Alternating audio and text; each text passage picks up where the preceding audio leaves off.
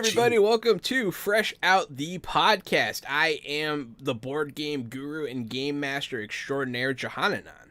I am retired child crimes and human trafficking investigator turned tabletop titan and improv comedian, Casualty CDG, but you can call me Gary. And some may call me the professional media and movie mastermind. Some may call me the Funhouse.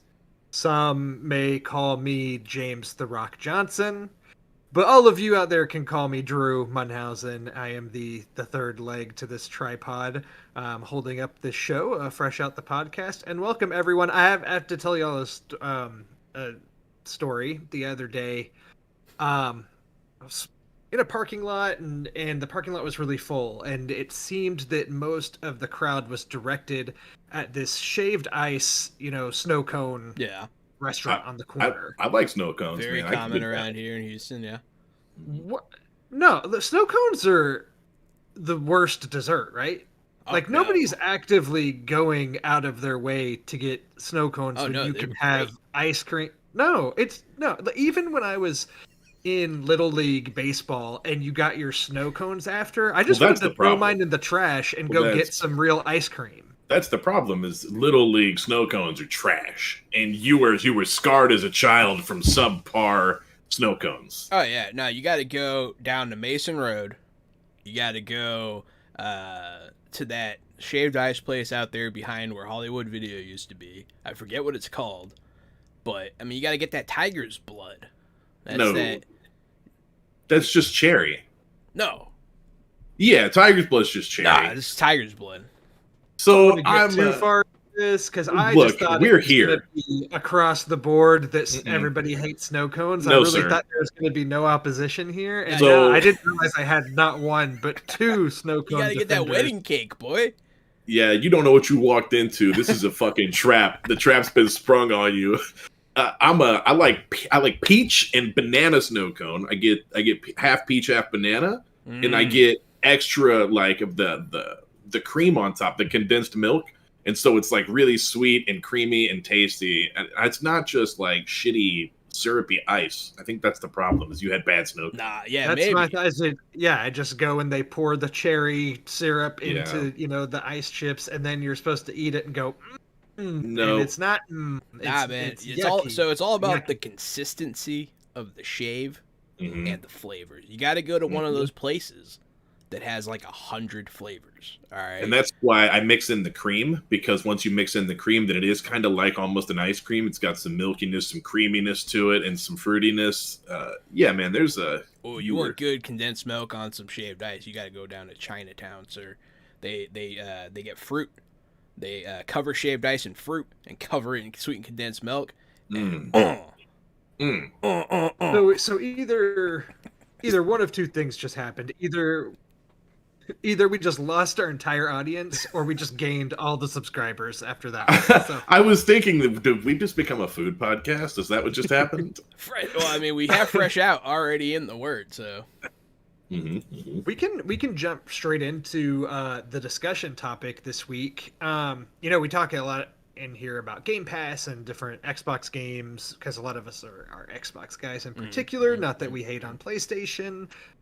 Anyway, but Halo is the big Xbox marquee franchise, and we all know that Halo was supposed to launch last fall, and then they showed it off. People weren't super impressed. They put it back in the cooker.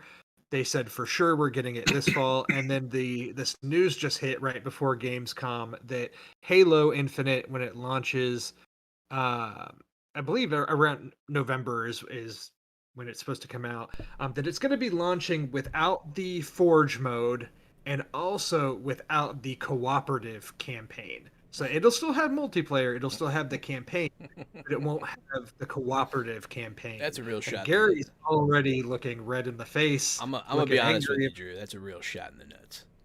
So yeah. What are y'all's thoughts on this news? I'll let Gary start it off. All I can do is I just shake my head, man. It's just fucking just scrap the fucking game. Start over. Your project manager walked away once already. Your entire game had to be delayed because your trailer looked so bad that your fans didn't want to play it.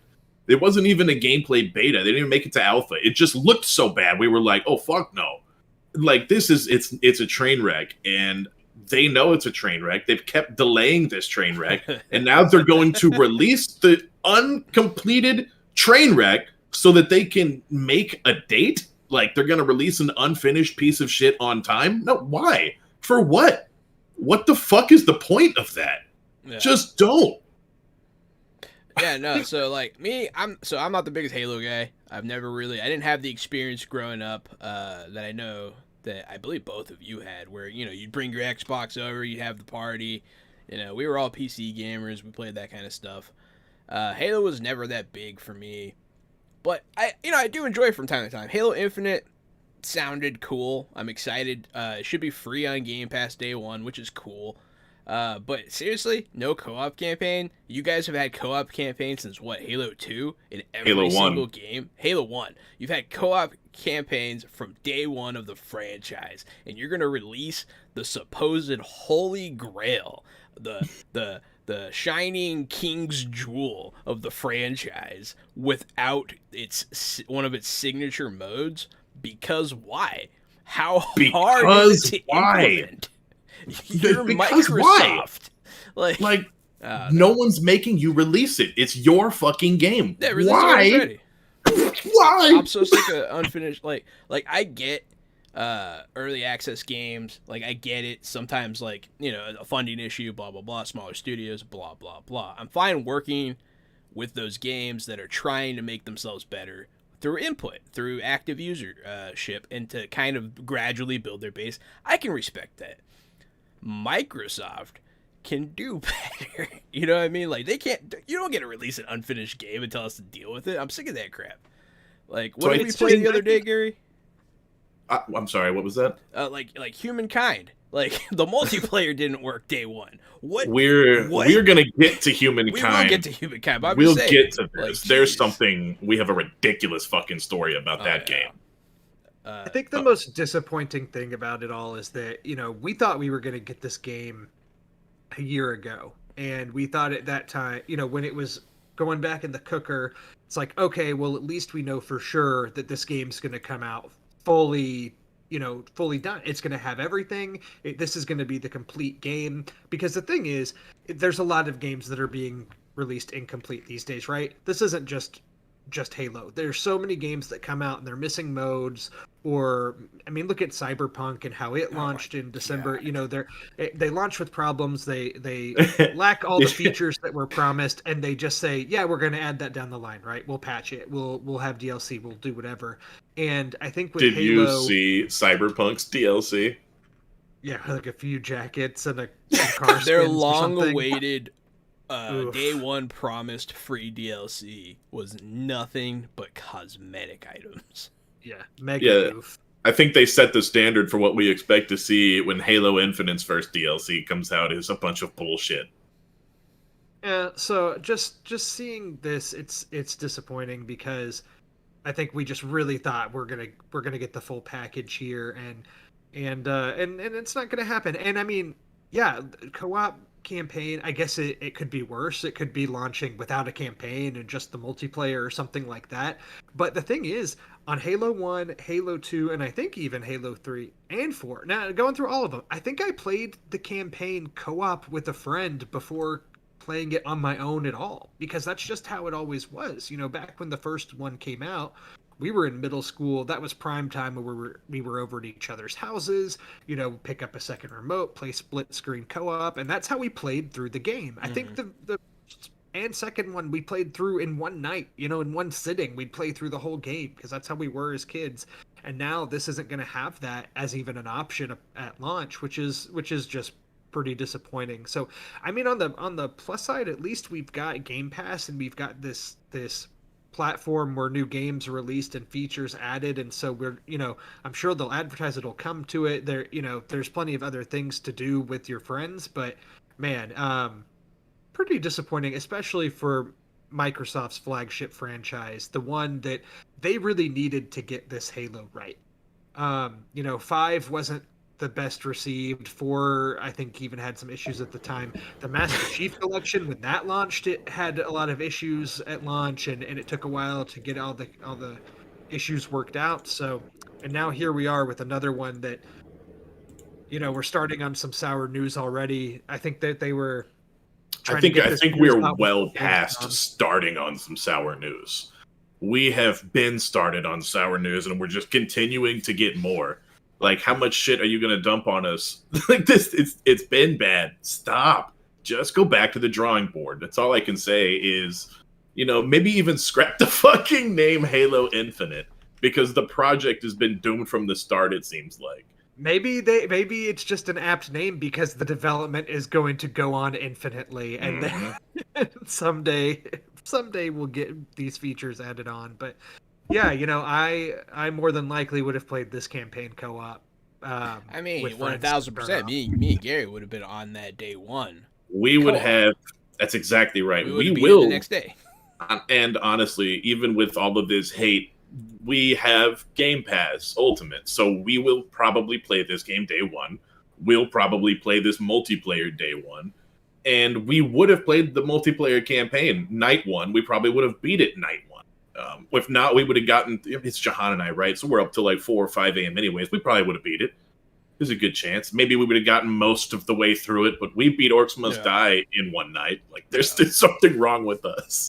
I'll say this, if it wasn't for Game Pass and the fact that I'll have it there ready to download on day one, it would definitely impact my decision to pay $60 or $70 for, the new version of this game if I didn't have the option to have it through Game Pass. That's a nice perspective.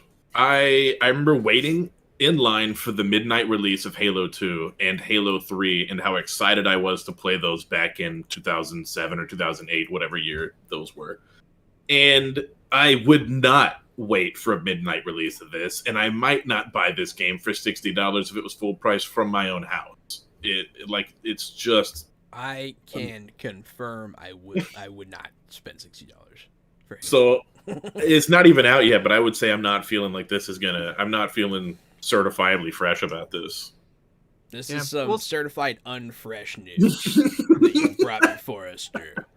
Gamescom is coming up. Maybe they'll show something about it that's just absolutely spectacular that gets everybody back on board. Maybe they're trying to get this negative news out beforehand so that they can try to blow our socks off. But yeah, this is disappointing for sure. So, well, that was a good discussion. Good discussion, guys. Way to go. What a disappointing situation. Yeah, I don't know, but we can move on to our certified fresh out the podcast takes. Do any of y'all want to kick it off? You want me to kick it off? What y'all feeling this week? Didn't you have a question that you were burning to ask me, Gary? Or am I making that up? I think you're making that up. I'm making that up. He didn't want to ask me a question. Who the fuck am I? Why would he asked you?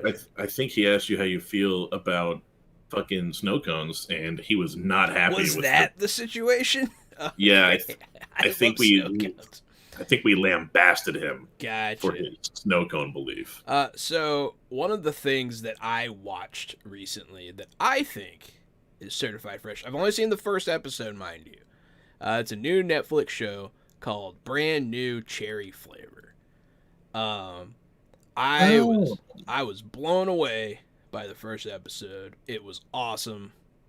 Yeah, so I actually saw this. I saw the splash for it. I clicked on the splash for it, and I started to bring it up. And then I was like, it's kind of late right now, and this looks like it's going to be long and intense, and maybe I should just watch something a little more fun right now. It is not fun. Yeah. And there's a potential trigger warning for you there, bro.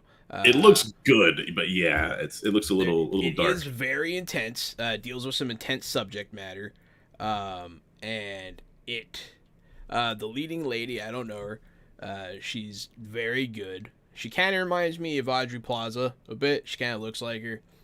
And it starts off like a normal Hollywood story, but it really gets into... I don't know if you guys have ever seen John Dies at the End. It's a movie. I watched it. I don't remember it, but I did watch it years ago. It has some big John dies at the end. Okay. Like energy for me.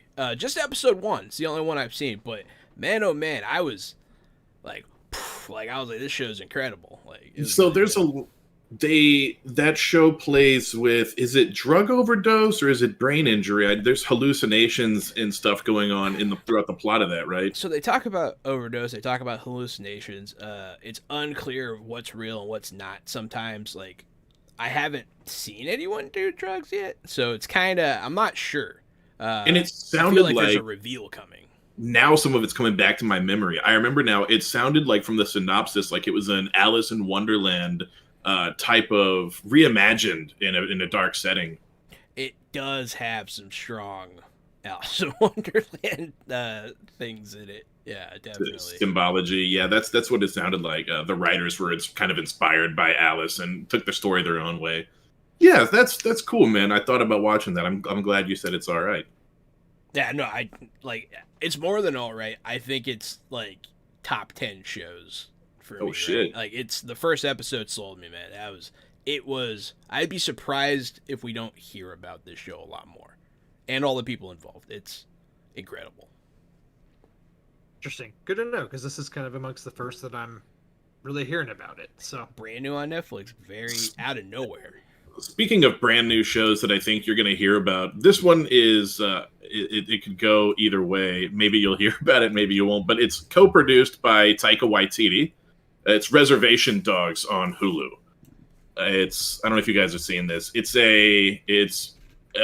Native American directors. I've heard some good things about this. I will say I've heard buzz about this from some friends outside of the Fresh Out the Podcast wing. It's a Native American director, Native American cast. It takes place in Oklahoma on a reservation. And I don't know if you guys know a lot about reservations, but supposedly they can be run down. They can be without money. And it's kind of about how hard life is in the res for growing up teens. It's a comedy. It's kind of a dark comedy. And it reminds me personally of Letterkenny, which I know I've told everybody to watch Letterkenny over and over. It's just a small kind of town vibe, and the whole town is kind of an ensemble cast of characters where nobody is perfect. Everybody's kind of off and silly, and you're kind of rooting for all of these underdogs. I like the show. It's got a strange comedy. Taika Waititi, of course, you can see his sense of humor, his influence throughout that show. There's whenever the main character, like, he passes out a couple times, and when he does, he's visited by his Native American spirit warrior guy. I've seen that Spirit Warrior. That character is fucking hilarious. And I big recommend. You guys should check that out. I've been wanting to watch it. It looks good, and it looks like it touches on topics that I have interest in, so I would definitely like to give it a gander. That's one for Netflix and one for Hulu. So if you're on Netflix and you want to check out something dark, then check out Brand New Cherry Flavor from Jahan. And if you're on your Hulu and you want to see something fun, check out Reservation Dogs. Yeah. Drew, what about you? Have you seen any? Do you have another streaming service, another show to spread the love here? I do. So I'm going to hop over actually 2 different ones. So we're going to hit 4 different streaming services because we want a sponsorship, and we will, no matter who you are, if you're Netflix, Hulu, HBO, or Apple, we find a show on your platform that we like.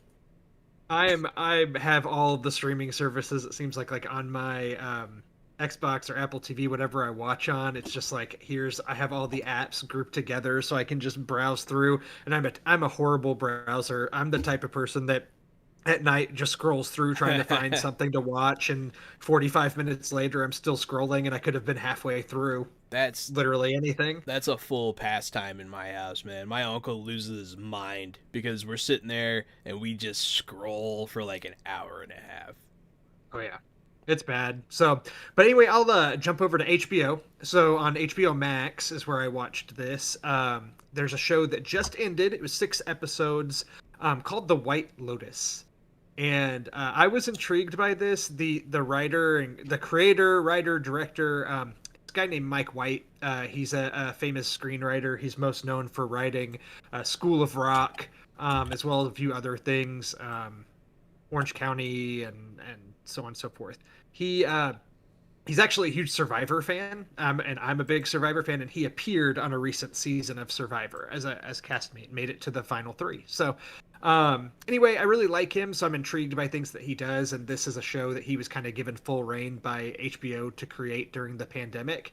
It takes place at an all-inclusive resort in Hawaii, and you find out at the beginning of the first episode that over the course of this trip, following a few new guests at this resort, that somebody ends up dead at the end of this stay, but you don't know who. And so over the course of the 6 episodes, you find out a lot more about the characters and the relationships that are formed.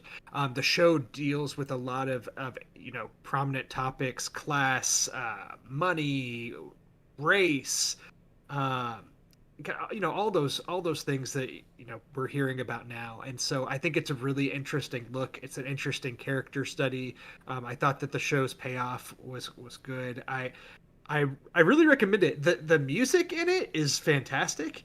It's one of those shows where it can be something somewhat mundane that's happening, but the music behind it just keeps you interested or makes it seem like something's going to happen, even if nothing does. It's just really fascinating. I have a hot take on this show, on White Lotus on HBO.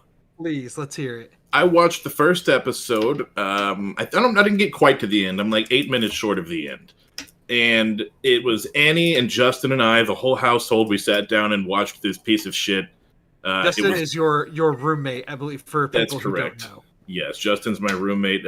And even the dogs were in the room. And so the whole house was watching it, right? And it was, I love Steve Zahn, and I'm a fan of Stifler's mom. And I thought that this show was not funny, and I did not like it. And every character made me want to smash my fucking head against the wall, how useless and fucking stupid they all were. But not in, it wasn't an Always Sunny in Philadelphia type of they're funny and stupid. I would like to watch this type of way. It was like, holy shit, who wrote these stupid fucking characters? What a absolute waste of my fucking time. I did not like it. So I will say on that, yeah, it does. A lot of the characters are difficult to like, especially at the beginning. I will say some of them are redeemed by the end. Some of them are not at all. So that's definitely. So you didn't watch the last 8 minutes of the first episode? You said? No, I did not.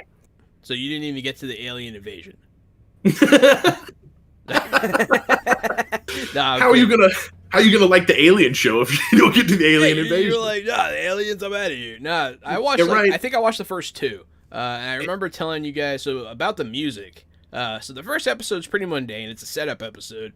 It's just kind of introducing the characters, which fine. And the music, though, something about the music, it triggered my anxiety. I started getting very anxious. It had this very anxious energy, as you can feel something building. And then, everything just starts happening in the second episode. I did hear that after they build their house of cards in the first episode, it really does a great job of collapsing for the rest of the series. It's just, it was hard for me to watch the setup. You can do interesting setup. It doesn't have to be boring. It just was.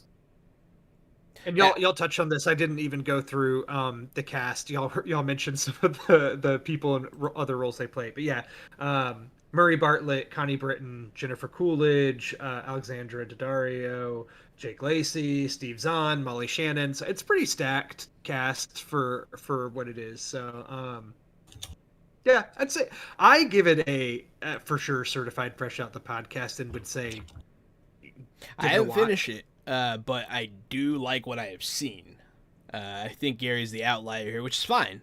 Yep, that's fine. I'm okay with that. We disagree about things. I was gonna say, but if you don't like that feeling of anxiety or awkward moments in shows, then you might want to stay away from it, because it's definitely one of those that can give you some cringe moments. And you get to see Steve Zahn's dick and balls. Dude, You do in the first episode. That's the thing. So You do, but you could always do that over at the truck stop behind I-95. So it's relevant to the Steve Son's storyline. always over there. Doesn't just do it for the shock value. It's relevant to the storyline. It is relevant to the story. It's important to the story. I mean, did you have to see it to understand the story? Not Yeah, no. But they were, I will say they were swollen. So I'll jump over real quick. This one I won't talk about as much because we talked about it before. But jumping over to Apple TV Plus, Ted Lasso still going on there. I believe there are 5 episodes that are now out. And it's still just absolutely delightful. I love this show. It's my favorite show that's on TV right now. I look forward to each episode. None of them have let me down. I'm so glad that Gary's on board now and he is all caught up with it to where it is right now. Just a great show. People watch Ted Lasso. The most recent episode was actually my favorite episode. The one that just came out yesterday, but I guess if you're listening to this podcast, it came out Friday the 20th. That was my favorite one so far. It was very, it was Valentine's Day-y. It wasn't supposed to be. It wasn't a Valentine's Day setting, but it was a Valentine's Day episode at its core. It was so rich for relationships, and it just made you feel good, and it made you feel full of love. That show is just something else. It had all those references to romantic comedies and stuff too, so that fits with the Valentine's theme, as you said. Yeah, absolutely. And what was it? Ted Lasso said he believes in communism, rom-communism. And then the whole episode was like rom-communism. It was like the rom-com episode where the rom-communism brought everything together in the end. It was good. It was very good. Yes, that show is just packed so full of like these funny little like Southern Western phrases that I take for granted because I grew up in Texas. These stupid shit people in Texas say, and so many good vibes and so many great comedians. I didn't realize that the guy who plays Roy Kent was a stand-up comedian, and he's actually like a really nice, friendly guy. And so he also helps write on the show, so he's a writer, and I think he writes a lot of his own scenes and stuff too. So I love that. Seeing Roy Kent, I don't know, what was it you and I talking about how I said I'd like to see Roy as a coach, and you said you like him in the commentator role? Yes, I won't say. Don't say any more to. And now we get to see the in between the coach and the commentator going back and forth between Ted and Roy to see can we get him to coach? Does he want to commentate? What does he want to do? And now seeing Roy caught in that limbo is nice. Yes. Jahan, watch Ted Lasso, man. Yeah, watch Ted Lasso. I don't like feel good stories. You will. I want to be upset all day. So you will be. You'll. No, I'm just kidding. I love Jason Sudeikis. I don't have Apple TV.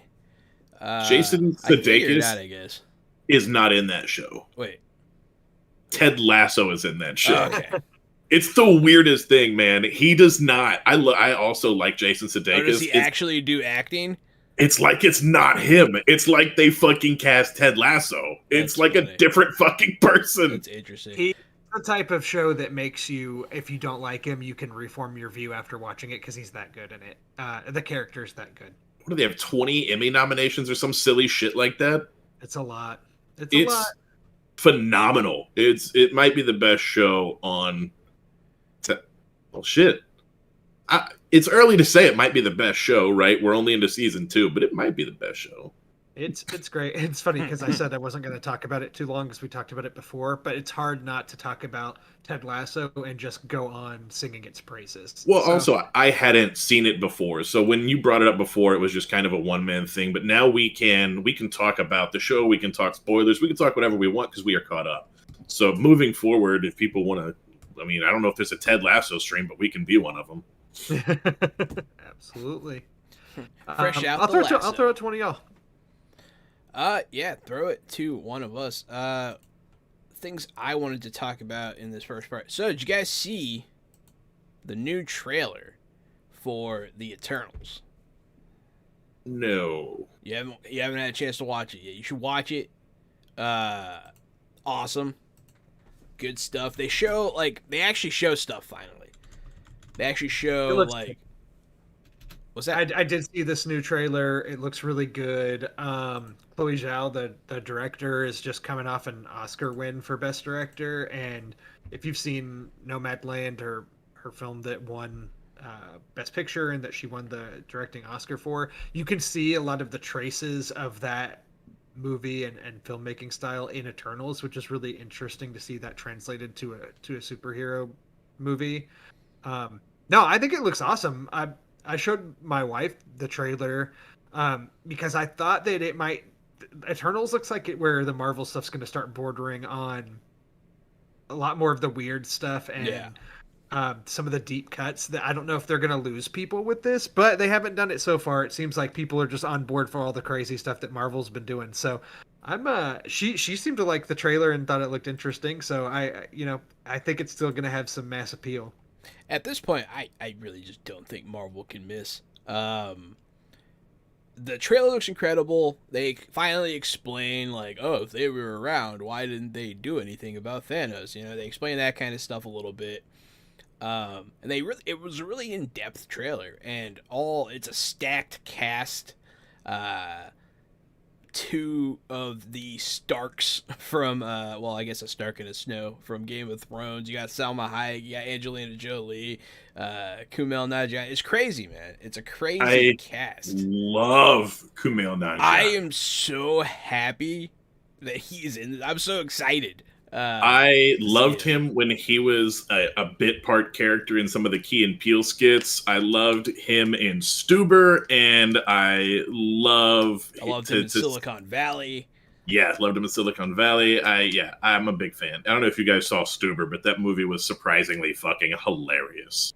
I saw Stuber in the theater. It was way funnier than it had any right to be. And also, man, just as a brown guy, I'm just excited to see more brown people in these roles. It's exciting to see brown superheroes. Kumail Nanjiani is a Muslim. And then they have Kamala Khan series coming. It's just an exciting time to be a Marvel fan for me right now. And Kumail Nanjiani was also a voice of a Solarian in Mass Effect. He was one of the main, Solarians that was in charge of the Andromeda expedition. Mm. I did not know this. Yes, sir. That's cool. Yeah, no, he's just. Whenever you hear his voice and you see it to a Solarian, you it just doesn't even click. It's just so perfect. It's because it's Kumail Nanjiani has such a perfect voice. It's just so strange that he's great for those goofy little aliens. Yeah, that's cool. Him and Henry Cavill are just big time nerds becoming these people success stories. You know what I mean? It's just so cool to watch us transcend. It's it'd be like if I got to be Wolverine. It'd be so crazy. Just this a nerd rising above. I don't know. It's cool to me. It's exciting. But yeah, that was my Eternals thing. I just wanted to do some, what I thought about the trailer. You finally learn stuff. It's exciting. And Kevin Feige finally said that the Spider-Man trailer will come out before the movie. So I heard somewhere that it might even be launching, that the trailer might show on Monday. That was a rumor because there's some show going on Monday. We might actually get the trailer this week, if you're listening to this, maybe it's already come out. But Michael Keaton, somebody asked him, I saw an interview, they're like, so what can you tell us about the Spider-Man movie? And he's like, look, I love working with Marvel, but I just know my guy. That's all I know is what my guy does and my guy's story. And he was like, the timelines and all of that, it's just a lot for me, just know my guy. But yeah, that's a good answer. I feel like as an actor, that's probably true, right? You don't know what Feige knows. It's fucking, even if you did, the bits and pieces of it wouldn't make sense. I heard he's gonna reprise his role as Batman in Flashpoint. I heard that he is going to reprise his role as Batman in the Spider-Verse movie. That would be so great. Kevin, when asked about a DC Marvel mashup movie, I believe Kevin Feige said, "Never say no." Like, or anything's possible. So That's a good answer. it's a good answer. It doesn't mean anything, but it's a good answer. I thought he was going to laugh and say, "Lick my butthole." That's just Marvel giving DC money. That'd be such a great quote. I'm gonna put that in a shirt. Lick my butthole, Kevin Feige. Kevin Feige. We were talking about shows, and I forgot to mention that Brooklyn Nine-Nine recently showed back up, popped back into existence.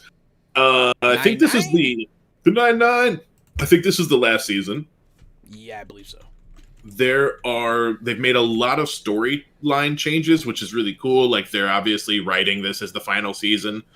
One of the characters is retired. Somebody else quit because of the crimes that police and black people, or the tension in the community and the crimes committed by NYPD. This person specifically quit because of George Floyd. Yes, that's correct. She did, and I don't mind spoiling it, right? Because it's 2 weeks later, and it's not really much of a spoiler. It's not like it's a movie. Spoiler. It's Rosa leaves, and Hitchcock retires, but Rosa's still part of the cast. She still comes around as a character. She's still their friend.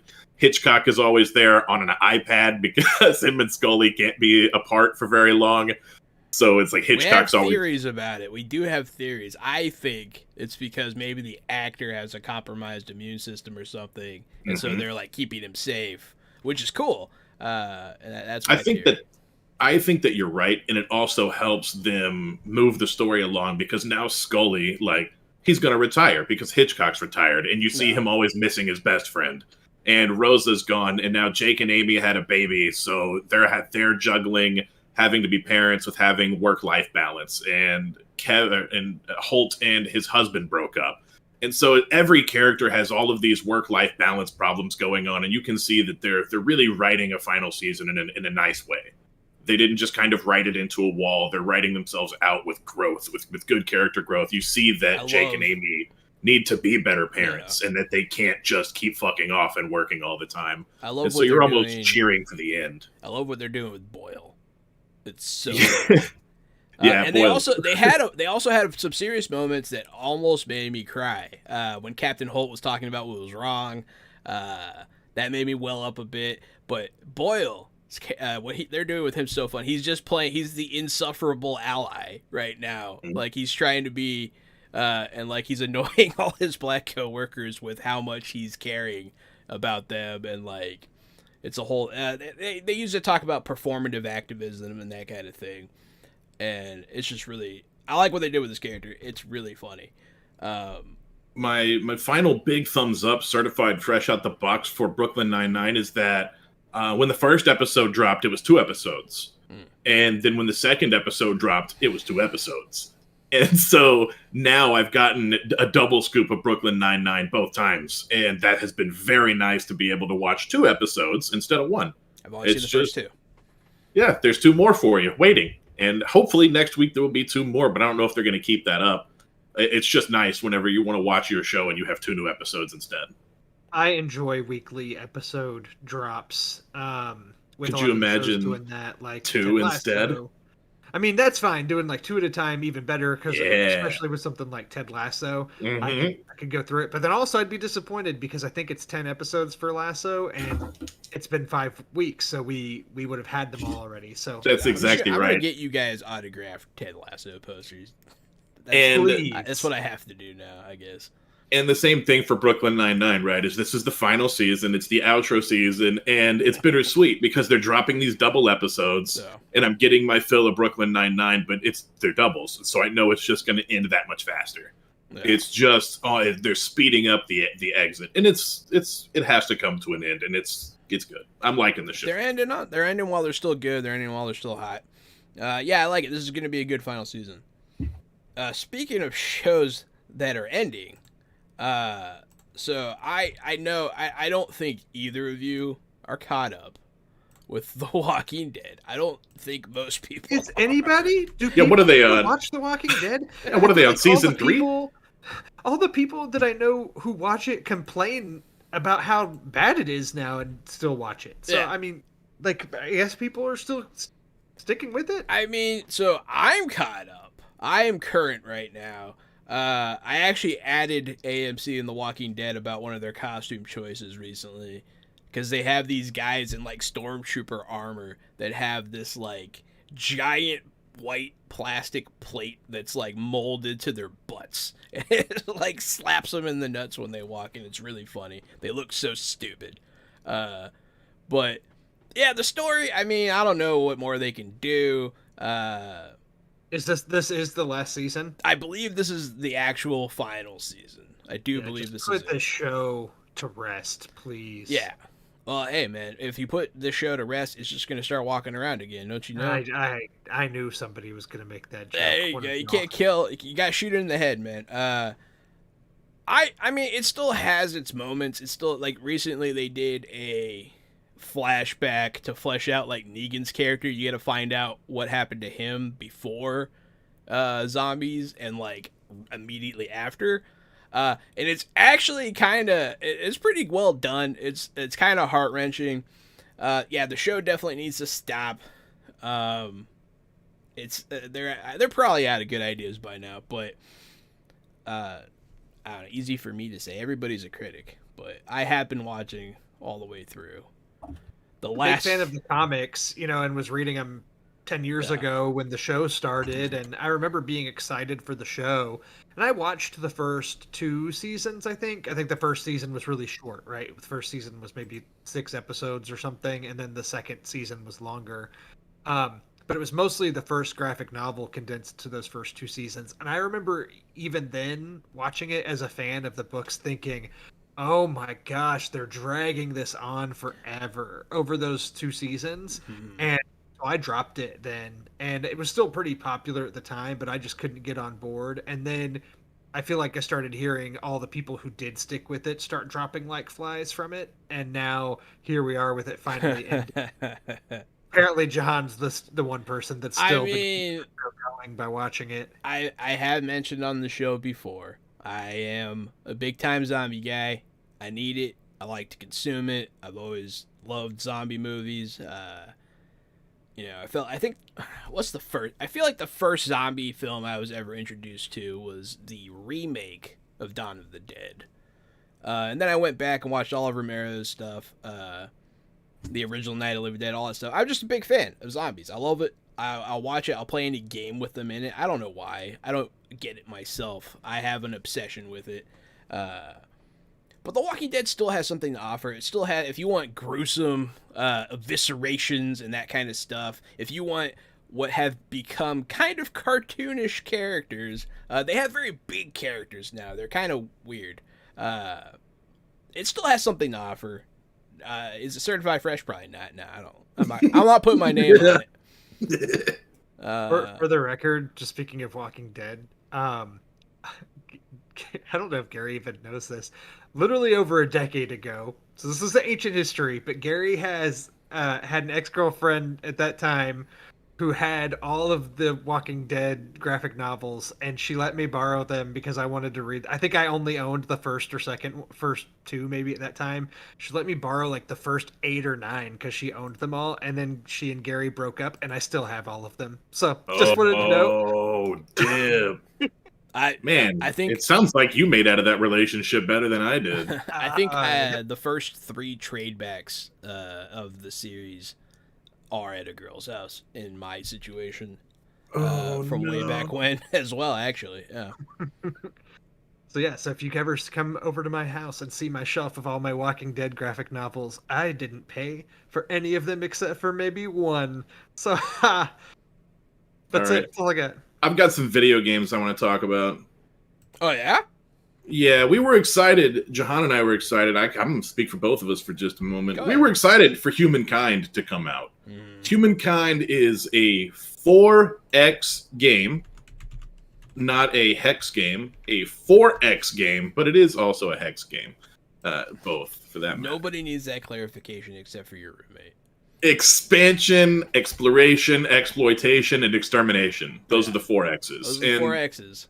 That's there's a lot of board games that are that style, and like Civilization, Sid Meier's Civilization series are the most famous for that style, where you expand your culture, you explore the map, you exploit the resources, and you exterminate your allies. Again, your 4Xs. So Humankind, Jahan and I are excited for Humankind. We're waiting for it. Beyond then we learn it's going to be an Xbox Game Pass day one for free on PC. And so that we went from being psyched to being ecstatic because now it's free and we get to play more Civ together, basically. The multiplayer didn't work day one. Fresh out the fucking gate. Can't do multiplayer. Why not? Why did you release your fucking game if you can't do multiplayer? Yeah, so then we pop over. Wait, I don't know. I don't even know. We pop over to Bing, and we Bing it, and we see why this multiplayer is not working. Well, actually, to be honest, I think we binged Google, and then we Googled why the multiplayer wasn't working because Bing has shit results. But you had to.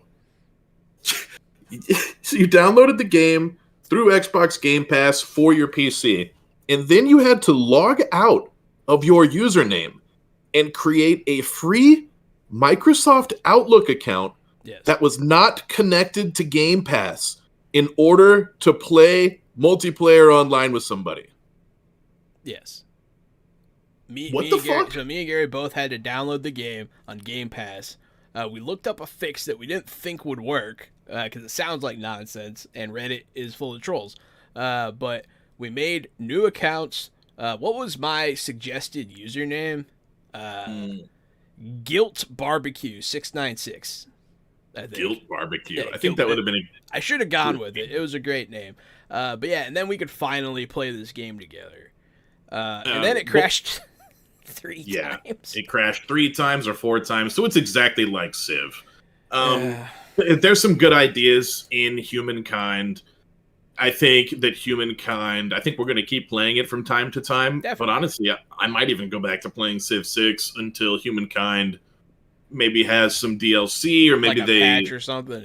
Yeah, maybe they clean it up. It's just I'm not somewhat messy Civ clone. It is. It's a Civ clone. Emphasis and it's on clone. It's a Civ clone, and it's not perfect. A Civ clone. They do have some cool new mechanics, such as you can. You don't build cities. You set outposts. You can connect out. You can turn outposts into cities, and you can connect outposts to existing cities to expand, kind of like your city's territory. You have city limits. You can only build so many, which can be changed. But the coolest feature, which sets it apart from Civilization by far, is that you go from nomads wandering around, then you get to pick a civilization. And then every age, you get to either keep your current civ or like add a new one on top. So you can become. So I found out that you're not adding a new one on top. You're actually fully replacing the one that you've got, minus the benefit. So if you have some of the old passive that carries over. Yeah, you keep one passive and you keep you keep the old buildings that you already built, but you can't build anything else from that empire that you upgraded from. So you lose a lot of that stuff too. You lose some, but you keep like some benefits. I don't know. It's pretty interesting. And then like new ones become time appropriately available. It's pretty cool. They have some good ideas, but it does kind of fall flat on the release. The release was awful. I would say this is not. It's not super fresh. Nah, it's not super fresh. Not super fresh. It is a clone of a game that was probably done better in the original. So I want to talk about something that is super fresh. Yeah. Splitgate! I'm talking about Splitgate for like the 4th week in a row on this stream. I'm not even playing Splitgate every day. I'm playing Splitgate maybe once or twice a week because it's just Portal Halo still. I've said it. I'll say it a million times. It is just It's just Portal Halo. There's nothing innovative about this game. No. It's Portal Halo. Well, it plays just like Halo. So you say there's nothing innovative. Portal. Well, the teabag mode. Yeah, teabag confirmed is a most innovative. Best thing to happen in gaming. Best thing since last time we podcast about and y'all talked about this game. This wasn't even on my radar, and then I did happen to catch a night where y'all were playing it, and I downloaded it and hopped into, and really enjoyed myself. It was very fun. It's very fun. Game is fun. I just saw that their open beta is going to be open for the foreseeable future. That's what they said. Is they were just like, fuck it, people love it. It's seen over 10 million downloads and 10 million users in under 30 days. This is an indie game that it blew up. This reminds me of whenever Apex came out, and it was hot fucking fire when it first came out, and nobody was expecting it. Splitgate, much the same way. It's nothing new. It's just two games that should have always been combined. This reminds me. Well, that's what it works so well. It reminds me of Rocket League. I wish the portals could be implemented into almost any first-person shooter because it just fits so naturally. You're not wrong.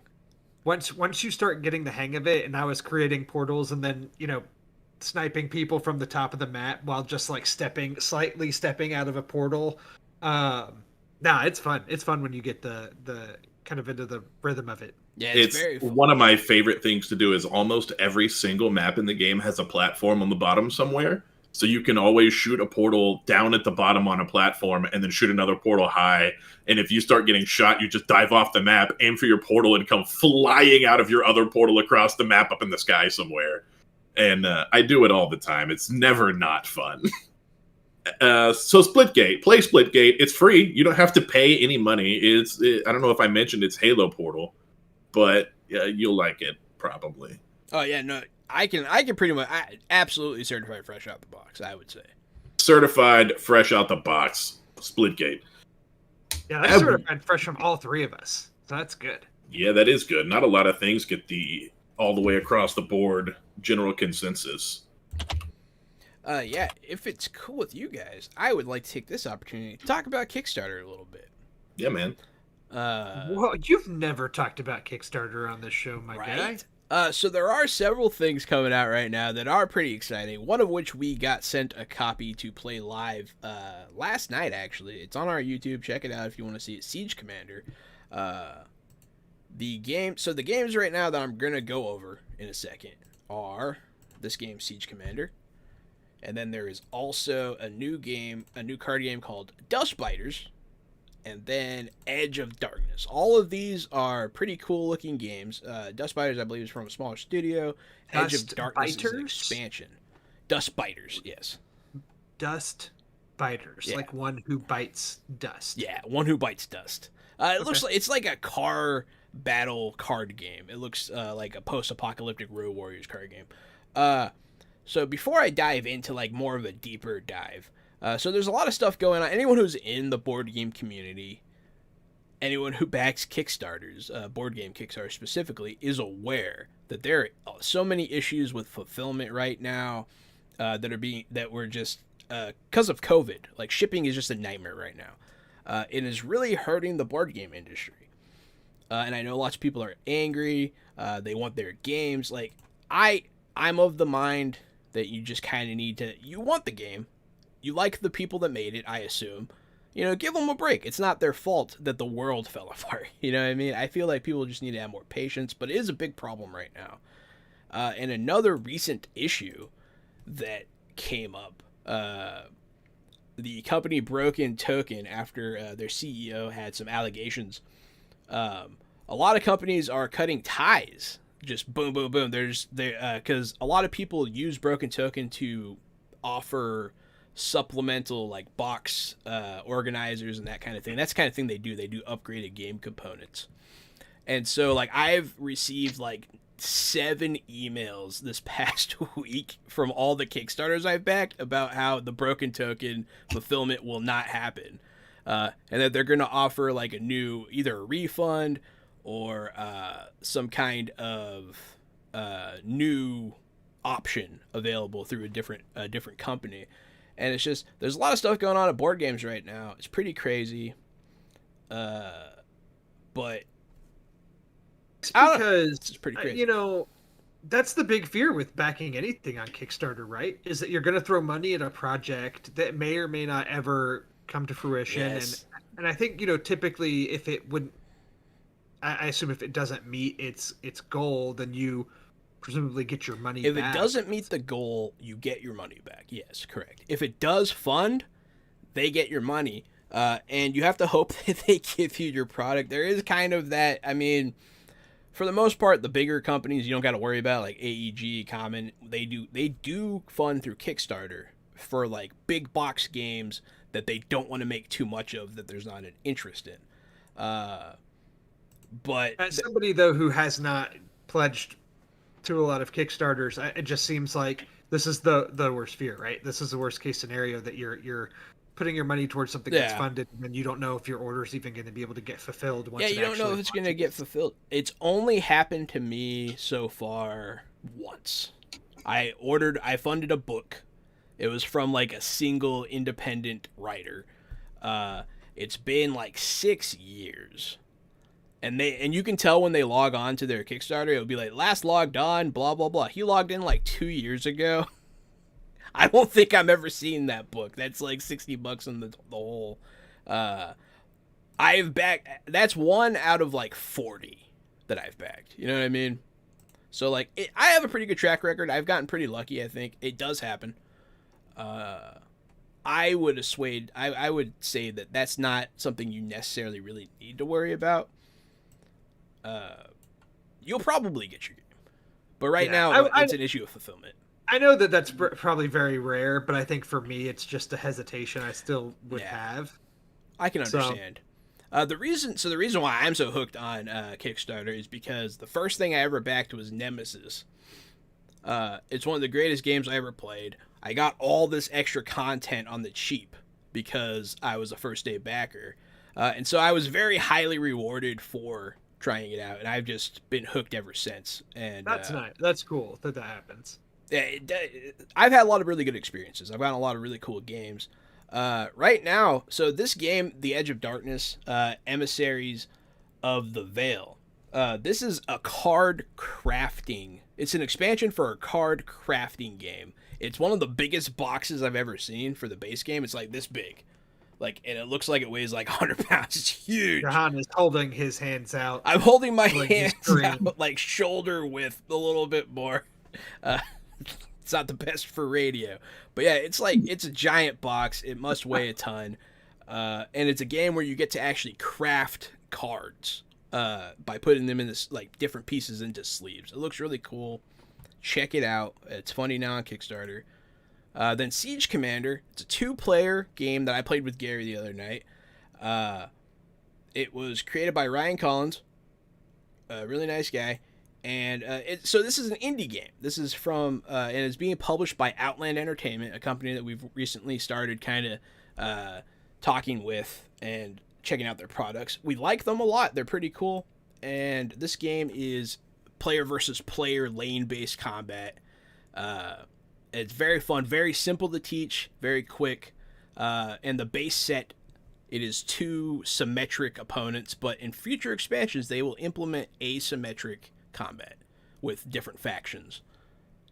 And then the final one is one that struck my eye more than anything. Dust Biters. It looked very cool. I like card battle games. And it is a quick and furious card game about rival card gangs racing to outrun a giant dust storm. And that's already fully funded. All 3 of those games are fully funded. If you fund them, you should get your reward. You're running out of time, obviously, on some of them. But yeah, go check it out. A lot of good stuff on Kickstarter. Did you say they're all fully funded? All of them are fully funded right now. Well, Siege Commander is fully funded? Oh, no. Siege Command. Go help out Siege Command. They still need another $2,000.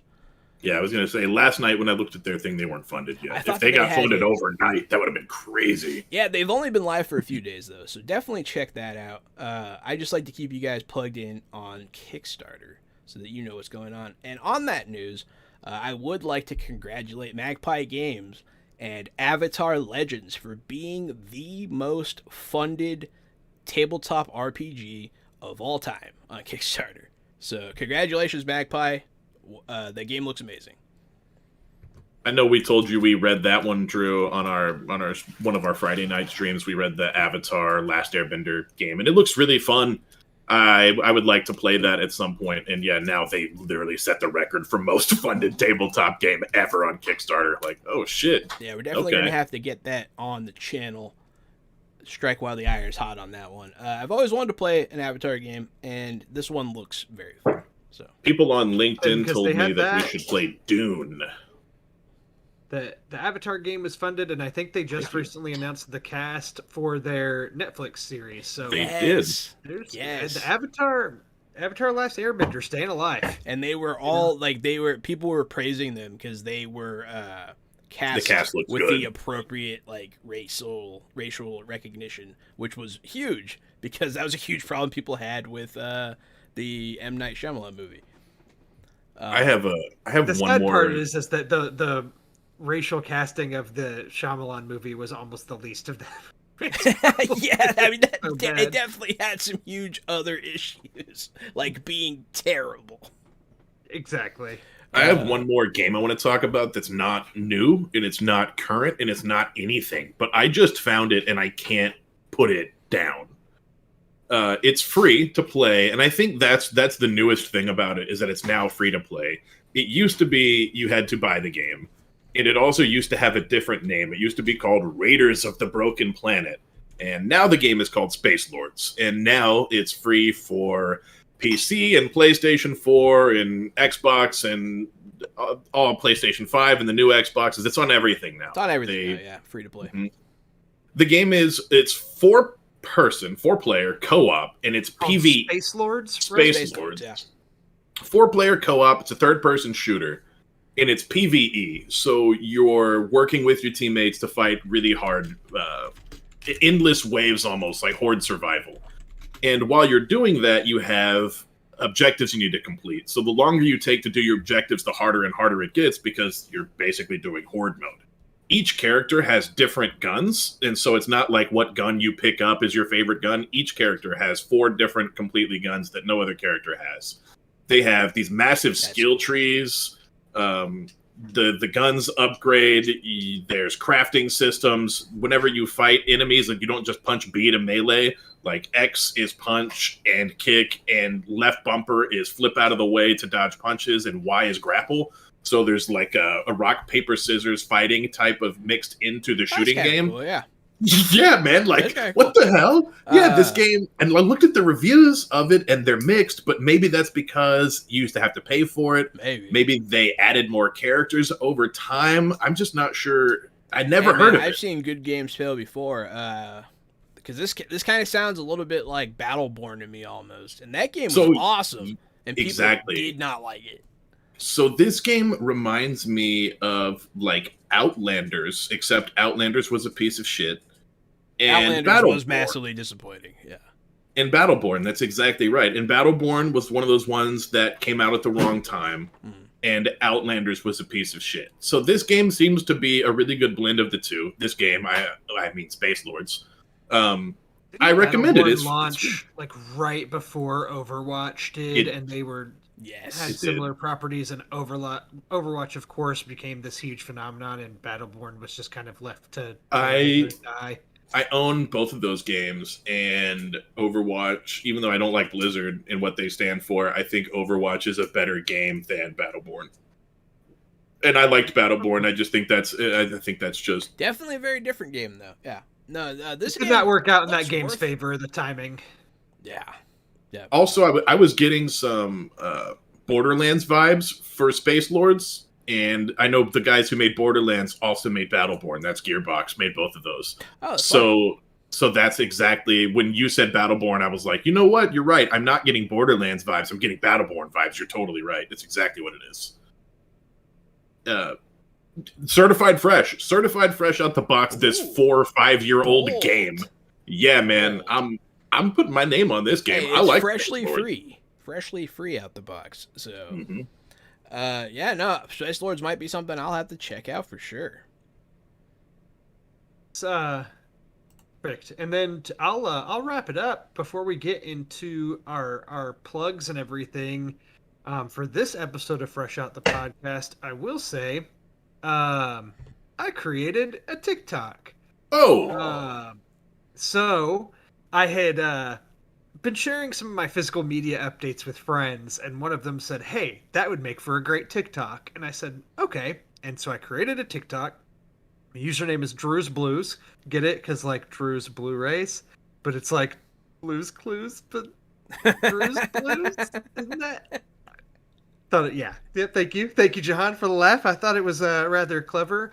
But no, I just showcase some of my recent physical media purchases, show off the casing, the discs, what it looks like, and apparently there's an audience for it because I've gotten some views. How many is I watch some? you. I've put out 3 different TikToks, and I have over 1,000 views between the 3 of them so far. So nothing crazy viral, but enough to make me feel good about myself and want to keep putting some out there. Yeah, no, you need to do because I watch obviously. When you get your mail, you should do it to the "We just got a letter." We just got that works perfectly with the Drew's Blues theme. Yeah, you should do it like that. Oh man, see, don't you just love it when a plan comes together? I am also on TikTok. You can follow me, Johannanon1. And yeah, I do a lot of board game unboxings. I used to do a lot of rules breakdowns and stuff like that. I'm trying to get back into that. Was Johannanon without the one taken? Is there another Johannanon out there? I own both of them. Okay. It's because I messed up when I was signing up and I couldn't figure out how to fix it. So I'm Johannanon1. Fair enough. Every single day, I'm 1 day away from making a TikTok, but I'm afraid of the internet being mean to me, so I don't make a TikTok. Oh, the internet will be mean to you, yeah. Yeah, so far people on TikTok can be cruel. I don't want the internet to be mean to me. See, in this format, not only can they say mean things, they can duet your video and make fun of you while your video is going on live. Like, they can be like, hey, look at this asshole, which is kind of great. And since I am a stupid asshole, I don't need a lot of people pointing out that I'm a stupid asshole. Hey, self-awareness is a good quality to have, Gary. Half the battle. Actually, to your point, the TikToks I've produced, none of them have had voiceover or anything. It's just been showing off cases and with music and stuff because I'm nervous to talk over them because of the people that'll comment, be like, "Look at this guy's." Listen to this guy's stupid voice talking about his new Indiana Jones 4K collection. Like, yeah, I don't know if I can handle that rejection. And it's funny because we're doing this, right, which is just a live stream and a live podcast, and it's all the same stuff where people can still just go be mean to us, but I don't know. Yeah, absolutely. Yeah, you do not get the same feedback doing this, though, I feel. I feel TikTok is so they can interact with you in such a strange, direct way. It's a smaller fish tank, and like, man, people could poop on you.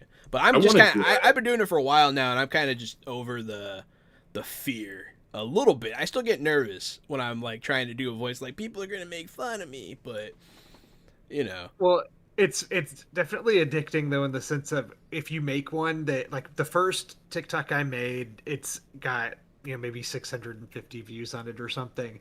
But I remember I made it, I put it out there, and of course within an hour it's got 3 or 4 views that are my friends that I sent it to.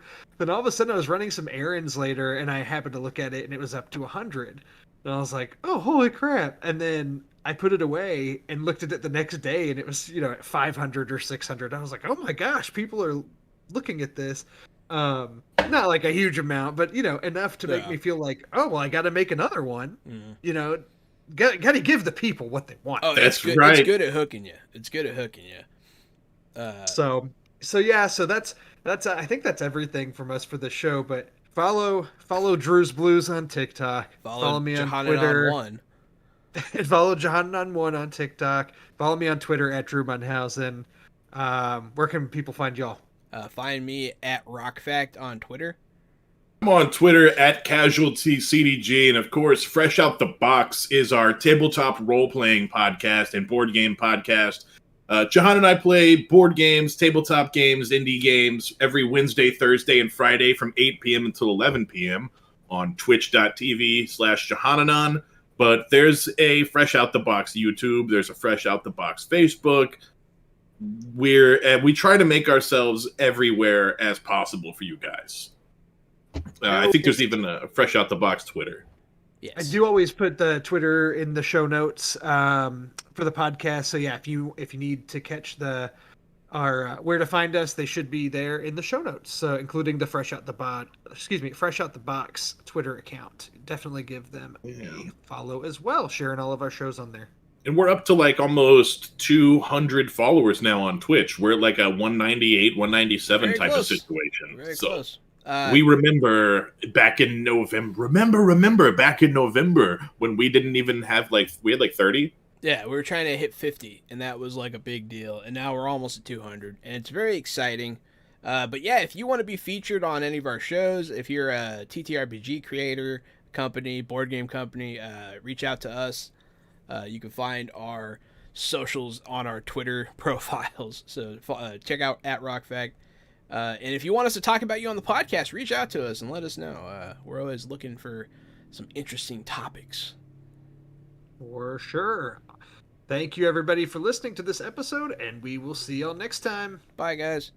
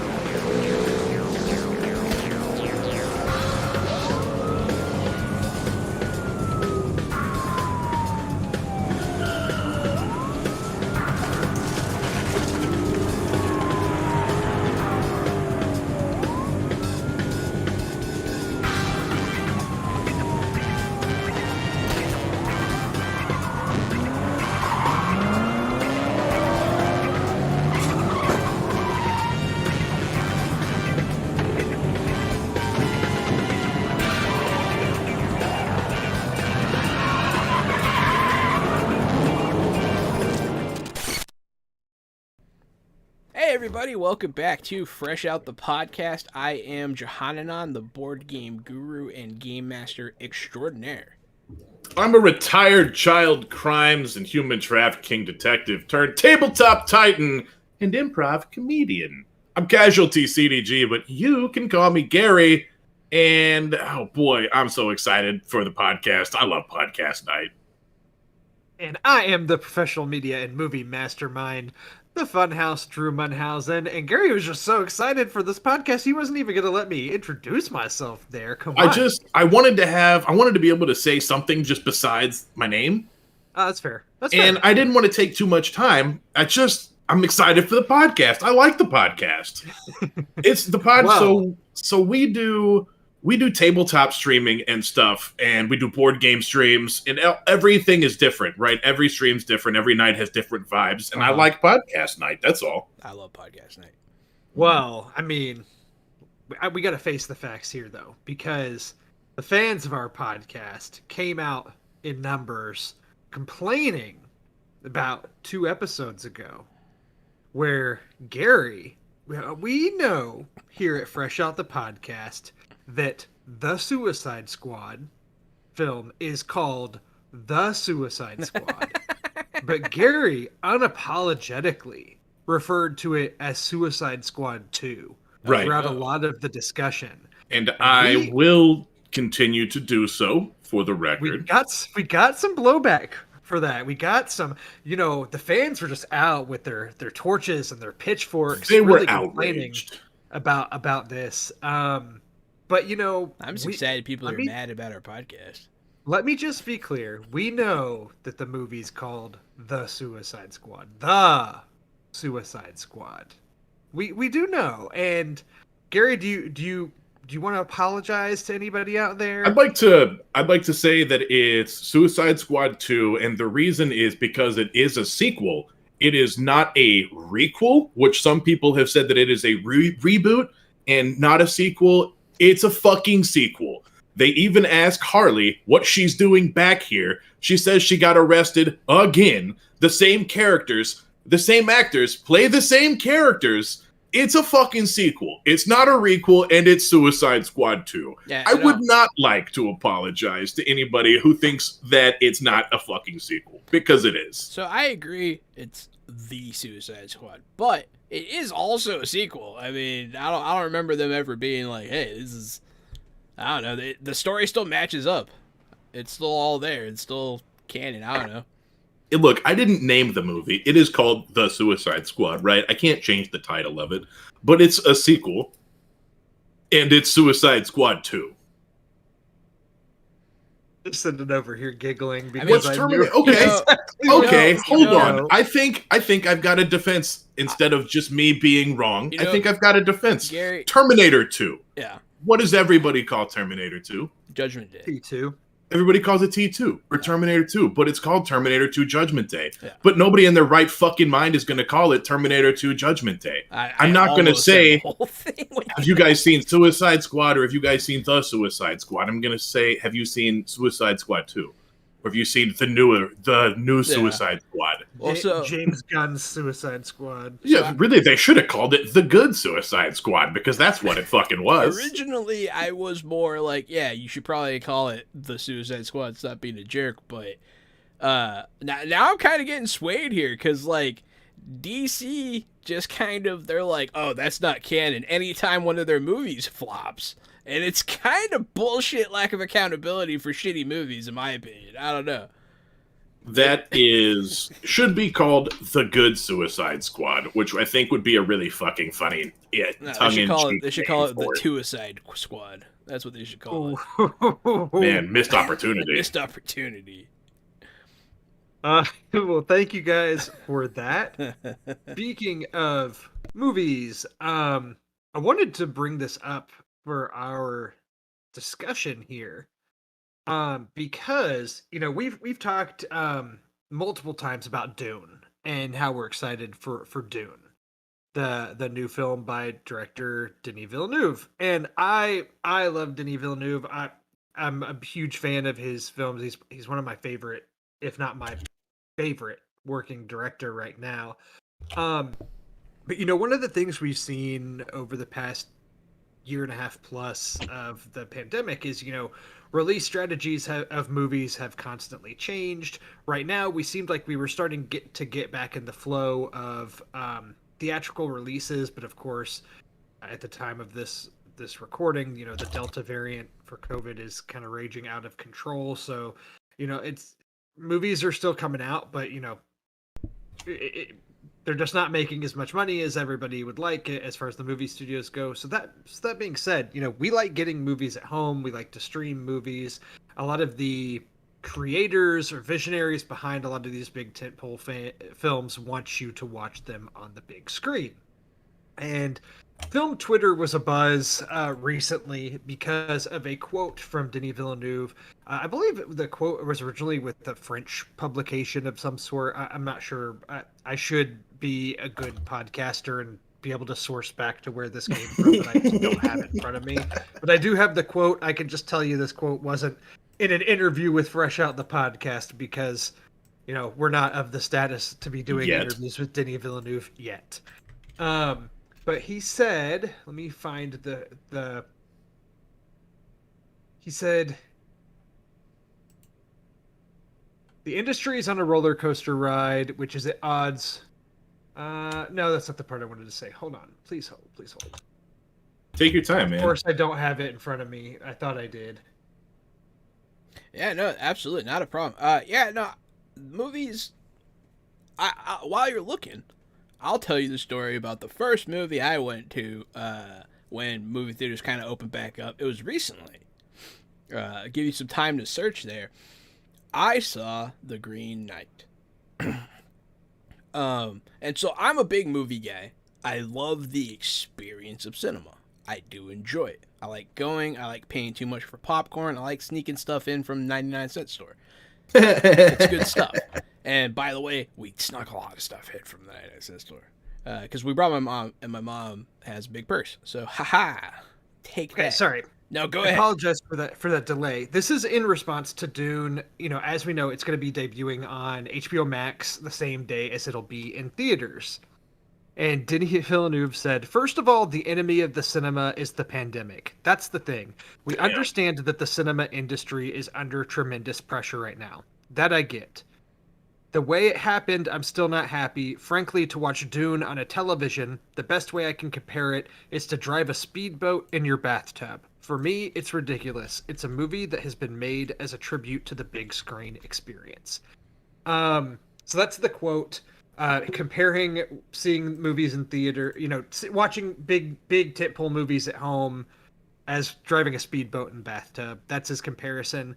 So I wanted to bring this up because I'm curious to see for you all, I watch a lot of movies. I probably take my movie watching a lot more serious than the normal person does. Y'all watch a lot of movies and TV too, but probably, just a bit more casually. I almost said casualty. That's okay. It's casualty. It's casualty CDG at casualty CDG on Twitter if you guys are just looking for somebody to follow or whatever. But watch a bit more casually, and I wanted to see what y'all's thoughts were. Have y'all? I know pretty much for a fact Gary has not been to a movie theater since the pandemic started. Jahan, have you? Do y'all prefer to watch at home? What are y'all's thoughts on this? So yeah, I will tell you my story about The Green Knight. So, Green Knight, well, we could talk about that another time if you want.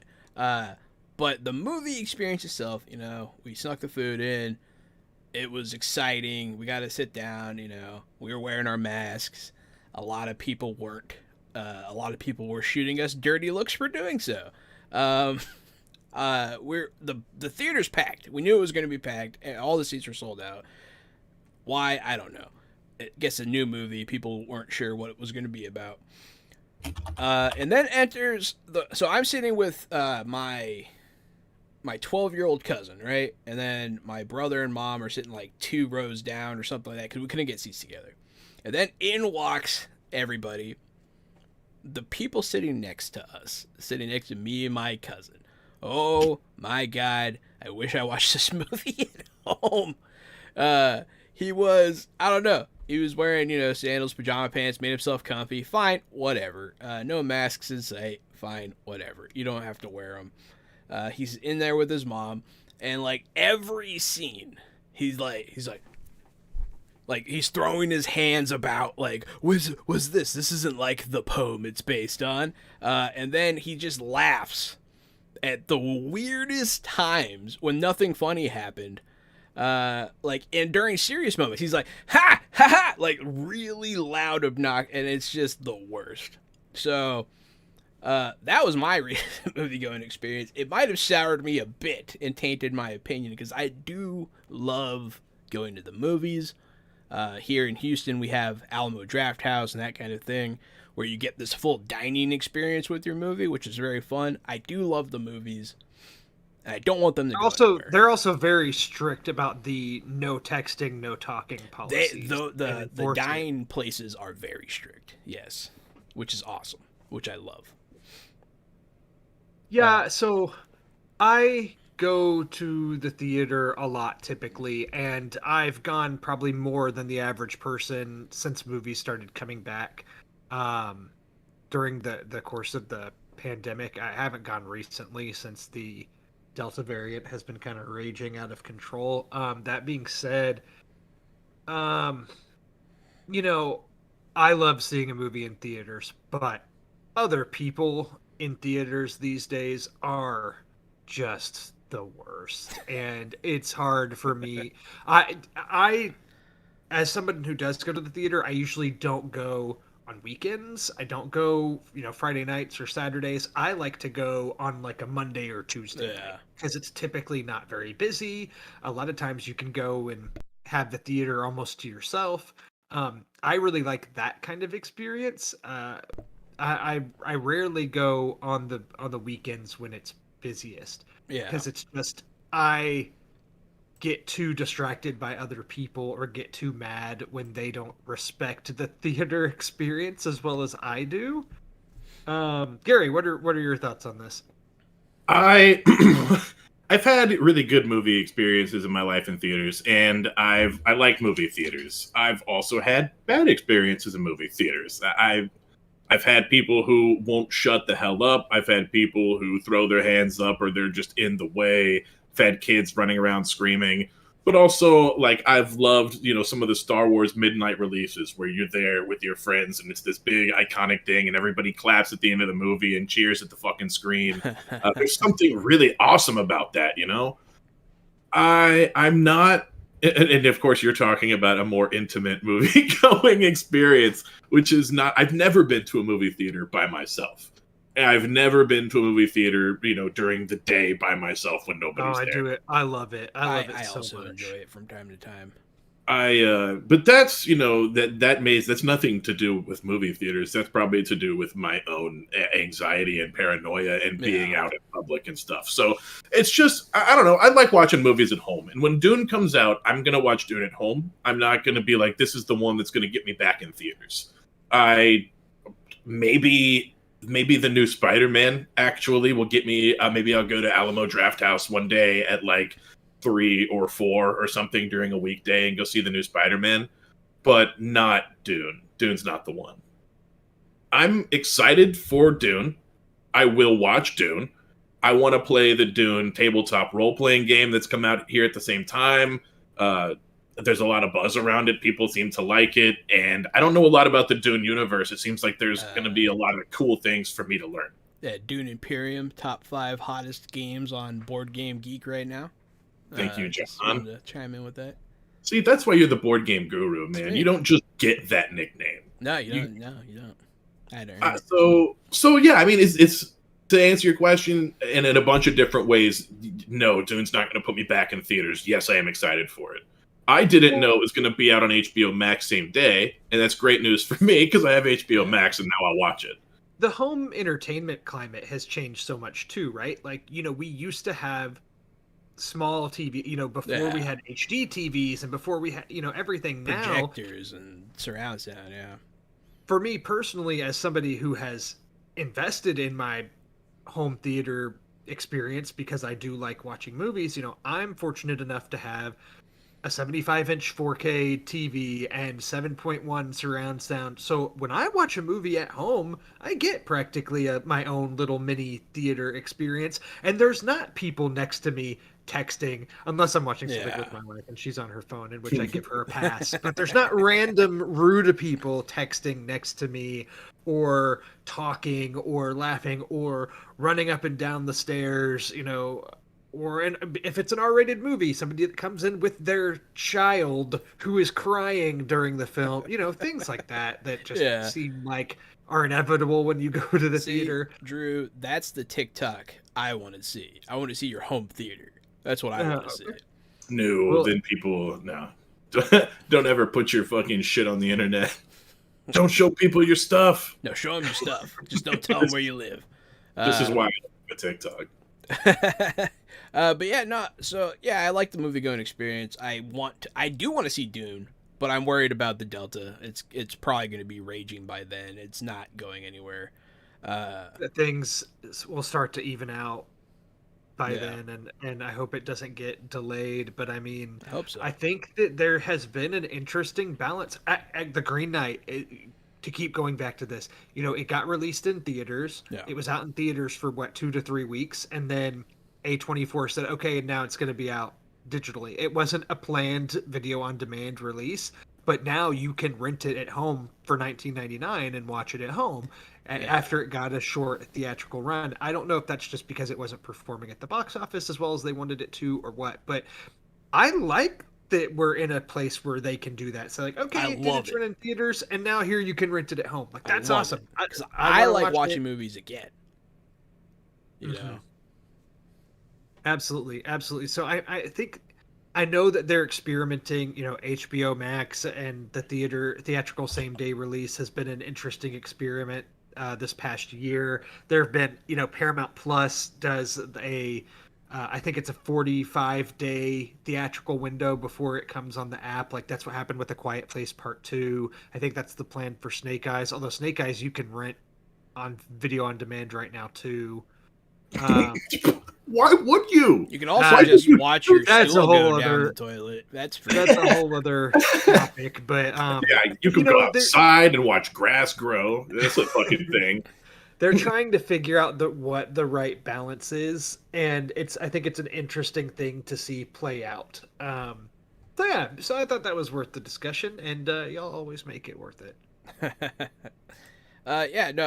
Much to your point of you are distracted by people in the theater.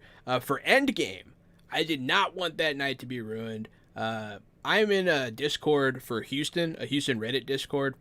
And so what we did was, as a group, we collectively rented a theater.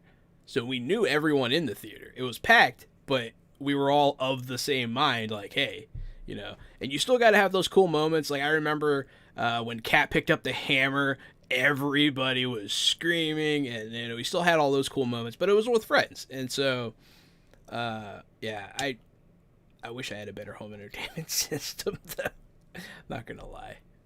Yeah, recent theater experience. Endgame on opening night was pretty incredible. I remember seeing The Force Awakens on opening night. It was a really good theater experience. I saw that, I believe, with Gary, and then I think we saw it at like Studio Movie Grill, and then we all went home to our house because like that was back when me and Gary lived together, and me, him, and I don't remember who else. We all grabbed toilet paper, or not, like wrapping paper tubes, and beat the crap out of each other, pretending they were lightsabers. And we were adults.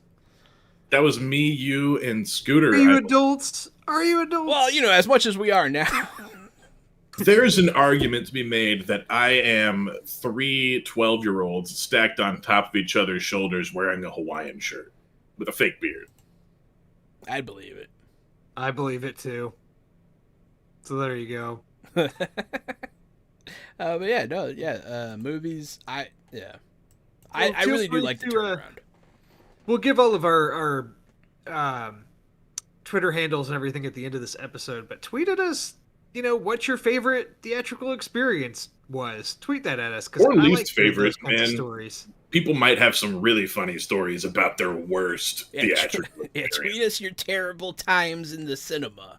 Either way, your Hashtag best. terrible times. What's good or bad? I don't know. Yeah, send your good experiences, send your bad experiences. There's bound to be some good stories there. Y'all want to move on to some certified fresh out the podcast takes? Yeah, let's see what's certified fresh this week. Well, I'll start it off because last week I plugged my TikTok. Mm-hmm. The first TikTok that I made was showing off this Indiana Jones 4K collection that I purchased. Not Indiana Jones. I feel like every week you just set me up to be berated by people. You're gonna talk about things that I hate and you know it. Well, here, let me be realistic here about it. So, I bought that collection. I didn't buy it just so I could make a TikTok and show it off. I bought it so that I could watch those films in 4K. And I will say one thing with buying physical media, I think the collection came out in either June or July, and it was retailing for around $90. Yeah. Pretty expensive because it's 4 movies on 4K. That's a lot. But with physical media, if you just wait just a little bit, I think I got it for about $30 cheaper through Amazon by waiting just a month or two. So worth noting, it was on sale.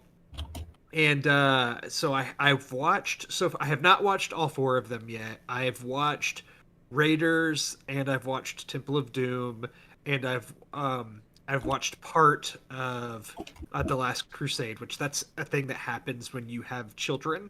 It's a lot harder for me to watch a movie at home, 2 hours straight. It's a lot of, hey, let me watch 45 minutes here and then finish it later when I can.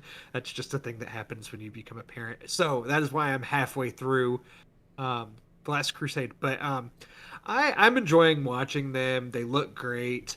But I did not grow up rewatching with the Indiana Jones movies like some people did. Like I watched them, my dad said, "Hey, watch these," and I did.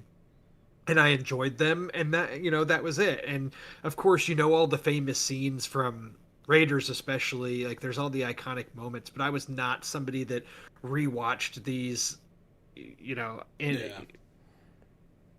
countless times or anything like that. But I like them, so I'm having fun watching them now. And as I'm talking about it, Gary's just shaking his head. I'm pretty sure I own an old Indiana Jones DVD collector's box from a long time ago as well. Because my older brother's a big cinephile. He went to film school and everything, and he's always been real big into movies. So I always had that influence, putting good movies in front of me. And then my mom is also a huge consumer of media, and so we always went to the movies. We always saw movies, and we had a lot of DVDs, VHSs, that kind of thing. Man, I miss Hollywood Video. Do you have any nostalgia for Indiana Jones in particular? In particular, I mean, not really. They were fine. I liked them. They were exciting. It's like, yay, Indiana Jones, but it wasn't my bag. Yeah, it just seems like it's one of those franchises that there are a lot of people, probably people that are a little bit older than us, that really grew up with these movies, that they hold them near and dear to their hearts. I want to hear Gary's take. I hate Indiana Jones. I am not on the fence. I don't think it's okay. I fucking hate Indiana Jones. I wasn't even done with my sentence before Gary was so ready to say how much he hates it. I couldn't wait. I hate it. I hate Indiana Jones. It's so boring to me. It's such a horrible series. I love Temple of Doom because Temple of Doom go hard. The soundtrack in Temple of Doom slaps, and the Kali Ma ripping somebody's heart out, the minecart race. There's some great classic stuff there. The other ones is just shitty Han Solo being boring in the desert with Nazis. It's not. Fuck Indiana Jones. The 4th one, Crystal Skull, sucks. and then people were, oh god damn it, that made me so mad. So when Crystal Skull came out, I'm on a rant now, baby. So when Crystal Skull came out, people were like, but it has aliens, it's not believable. And I'm like, the first one had like magic and the Bible, and I don't mean to bash your religion here, but aliens and the Bible are just as fucking real. Are you trying to tell me that the Ark of the Covenant melting people's faces isn't a real thing? There we go. Thank you, Drew. That's a much nicer way to say that. I don't want to get into religion on the podcast, but yeah, it's all magic. It's all fucking magic. It's alien magic. It's Bible magic. It's magic. And what a shitty defense when people came out, they're like, I can't believe it. It's not real. Indiana Jones is never real. I think I was in that same camp that I remember watching. So I saw the fourth one in theaters. I think I might have seen it with you, Gary, back when it came out in 2008 or so. I think I'm kind of a mark for Shia LaBeouf, so that sounds right. That sounds like I would do that. And I remember the aliens thing taking me out of the movie as well. Just, I don't know. It's something about it seemed like it didn't fit. That being said, I'm watching these now all again, and I haven't seen Crystal Skull since seeing it in theaters. This will be my first time ever to rewatch it. So I'm interested to see in watching them all back to back how it fits in with those. So I'll report back. So I actually, now that I'm, calmed down from my Indiana Jones hate, I do think that Crystal Skull does fit the theme of the Indiana Jones story, of the narrative. I think that it fits into the series just fine and just well. And the aliens, I don't think, take me so much out of it. So, I mean, like, I think it's just when they were made, I feel, is really important there, because back when Indiana Jones first came out, archaeology and that kind of stuff, curses, religious artifacts, the occult, those things kind of all went together with archaeology. People were still fascinated with like mummy curses and that kind of thing. And now this more recent one, people were at that time obsessed with the idea of ancient aliens, that guy with the crazy hair, all that kind of stuff. I really feel like that's kind of where maybe that came from. I'm not defending it because I didn't bother watching Crystal Skull. Looked like a pile of garbage just from the outside. There's a bunch of other stuff in it that I remember at the time thinking was really dumb. Like there's a big set piece where Shia LaBeouf ends up swinging from vines in the trees with a bunch of monkeys, and I remember watching it in the theater and I think laughing out loud at how dumb and ridiculous it looked and felt. I did laugh about that. Yeah, that scene does not fit. However, of course it came out in 2008, so there was, better technology and they could do that with CG and whatever. That moment is not too out of line with the series, considering I just watched Temple of Doom, where there's a big, it's nothing different than something Short Round would have done had they been able to CG him swing. Yeah, if they could have made Short Round do it, they would have. Also, I forgot to talk about Short Round in Temple of Doom. Short Round go hard. Yes. Short Round rules. I'm here for a Short Round sequel. Short Round is a outdated racial caricature. Hey man, it's not the kid's fault. It's not the kid's fault. No, that kid was a great actor. He also was he. I might have mud on my face after this. Was he Data also in the Goonies? He was. That's right. And he went hard as Data in the Goonies also. Which I believe in the first ever episode of Fresh Out the Podcast, maybe the second one. We talked about. We learned that Jahan had never seen it. I'd never seen the Goonies. Oh wow, has he? You still haven't seen the Goonies? No, I don't intend to. Doesn't look good. Damn. Yeah, I would say that's a cult classic. You should see it so you could have an opinion. Not only am I not going to watch it, I have it on DVD. Just see it. So you're just actively making the choice not to watch it. Oh, yeah. I'm fully capable. I just have no desire. It's not there. The interest isn't there. I don't know. Let me get us back. Now we're on a Goonies tangent. Let me get us back on track. Indiana Jones 4K collection. I'm enjoying my revisiting of this series. Shout out to Short Round. Shout out Short Round, and I'll report back once I've seen Shout Crystal out Skull to the and progress let you know. that people of color have made since Short Round. Shout out to the actor who plays Short Round. Yes, there you go.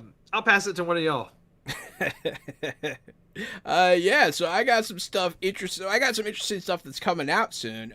We're talking about visual media here, so something that I don't think Gary's excited for at all. At all. We're gonna hear some stuff about this from Gary.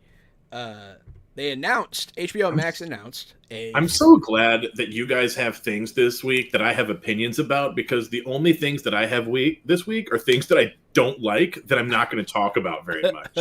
And so I love that you guys have even more stuff that I just don't fucking like. It's really, I'm glad I'm here.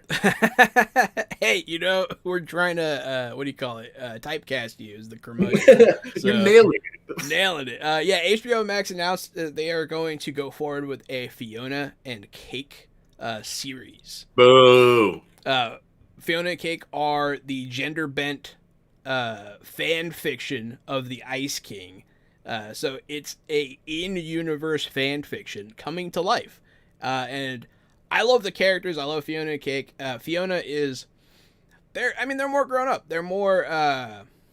they're not as goofy. They're more serious. I don't know. And it's just cool girl power stuff. You know, female leads, good stuff. Fiona is fine, but Cake is not better than... I love Cake. She's not better than John DiMaggio's Jake. I mean, you know, you don't have to compare these so directly, though. Yes, you do. It's Jake and Cake. They're literally the direct comparison characters.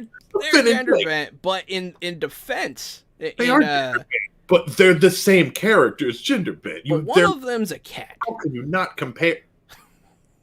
And one's a dog. And they also have different powers. I don't know. I enjoy Cake's sassy nature. I enjoy all of it. I love how desperate the Ice King is for these characters to become real. I'm wondering if that's going to play a role in this, because there's several episodes where he tries to use dark magic to bring them to life.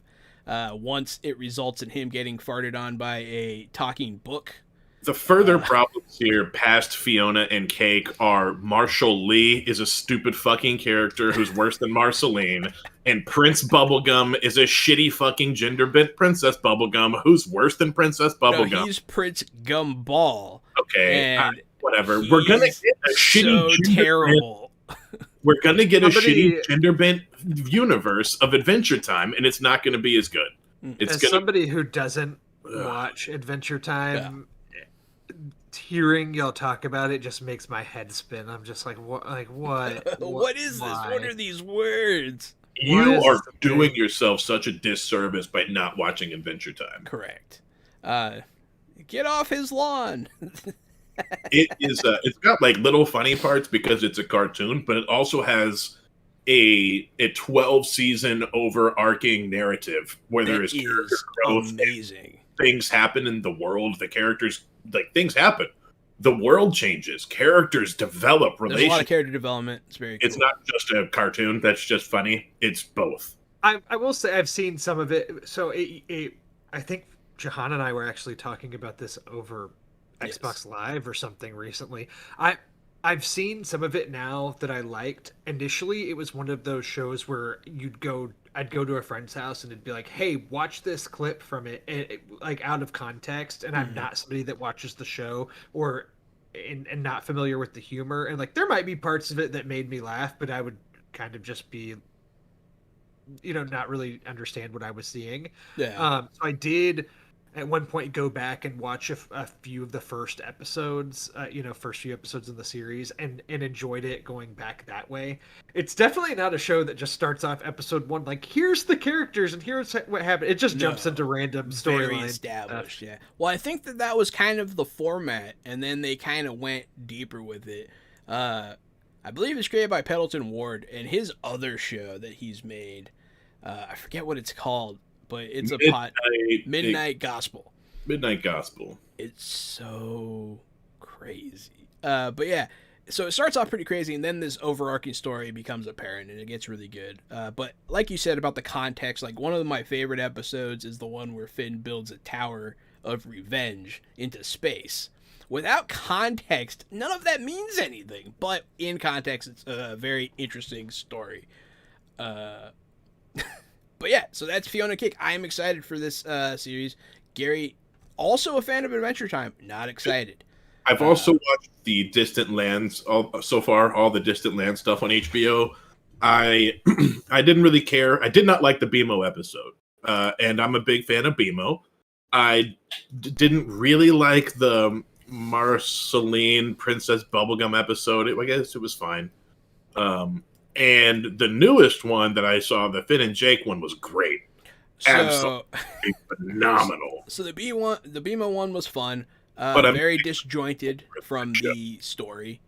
I did like seeing what happened to Marceline and Princess Bubblegum with their relationship.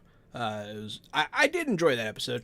And then the Finn and Jake episode made me actually cry. I actually cried at that episode. That episode was amazing. There's Adventure Time is certified fresh out the box. Fiona and Cake, that remains to be seen. I think Jahan's gonna like it, and yeah, I'm not. I'm gonna love it. I think that's. But let me be clear: Adventure Time, Fiona and Cake, Gary, you'll still be watching it. You'll watch it. I'll watch it. I'll watch it. Of course, I'll watch it. I already think that I'm not going to like it, and Jahan will. If they keep the gender bent entire cast of Marshall Lee and Prince Bubblegum or Prince Gumball, it's not going to be as good. If they bring back Ice King and they somehow make Fiona and Cake real characters in the real world, and they're able to use a lot of the same initial characters they had and bring back some of the old cast, then I think there's possibly something there. To give you hope on that front, Simon is in the art for the HBO Max, so that's the Ice King's human form. Right. So that's exciting. I'm excited to see what happens. All right. So that is Adventure Time, Fiona and Cake. Yes, sir.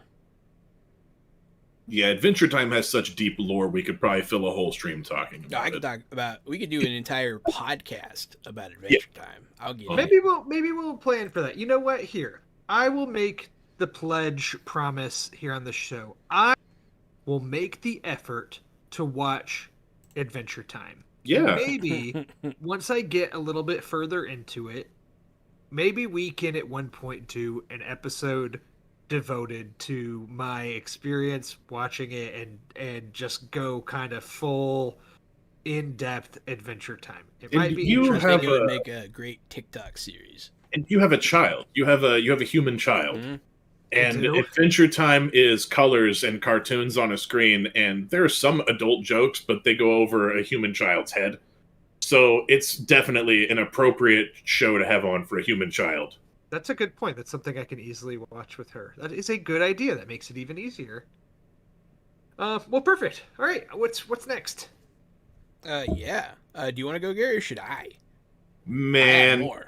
So I do have a show. You had a show. I have a show. Okay. There's only one show I want to talk about this week. Okay. And I think week after week I bring up Letterkenny. It's one of my favorite shows. It started as a small YouTube series with two friends, and they were just doing deadpan jokes straight at a camera. They were able to develop that into a small Canadian public broadcasting show that was a huge hit. They were able to make Letterkenny, blah, blah, blah, all the way YouTube or Hulu picks it up. So Letterkenny is now a Hulu original. They're pumping out seasons. It's super funny. It's an ensemble cast show with a lot of quick jokes, adult humor for sure. But they have just finished wrapping up seasons 10 and 11. Their filming is done now, and they haven't slated a release. But if they're following their usual release path, then it should release 2021, holiday 2021. So I'll be excited and on the lookout for Letterkenny. Just news is they finished filming. That's another one that's on my list, and it has been on my list for literally years since you've been, preaching its praises. That's another one I'll try to get to.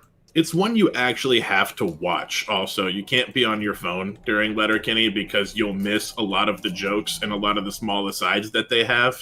So it's when I tell people about it, it's like, yeah, it's not a stare at your phone show. The jokes are too good to stare at your phone. You'll miss them. It's not like Holy Moly, you know. Well, I'm glad that they're still producing content too, so you have more to look forward to with them. Yeah, I've seen some of it, and it is very funny. I will agree. It's nice to see that their Hulu deal, you know, didn't fall apart after 2 seasons. I think this will be their 4th season with Hulu. I think they switched to season 10 or 8. I mean. So that was positive praise about Letterkenny. Let's hear about something again that you don't like. You said you had stuff you don't like. Tell me something you don't like. So I was playing these Xbox Game Pass games, right? They released a bunch of a lot of new stuff on Game Pass in the past few weeks. Yes. It seems like right. They released a bunch of new games, and so I like racing games. And so at first I looked at Art of Rally. It's a rally car racing game, and it's almost like a top-down, really far zoomed-out third-person game, and it's got some really polygonal graphics. And so I wasn't immediately sold on it. It didn't look very fun to me, but I like racing games. So I downloaded it. The engines sound cool. The cars drive well, but it's just not. There's a reason it's a free rally car game on Game Pass. Yeah.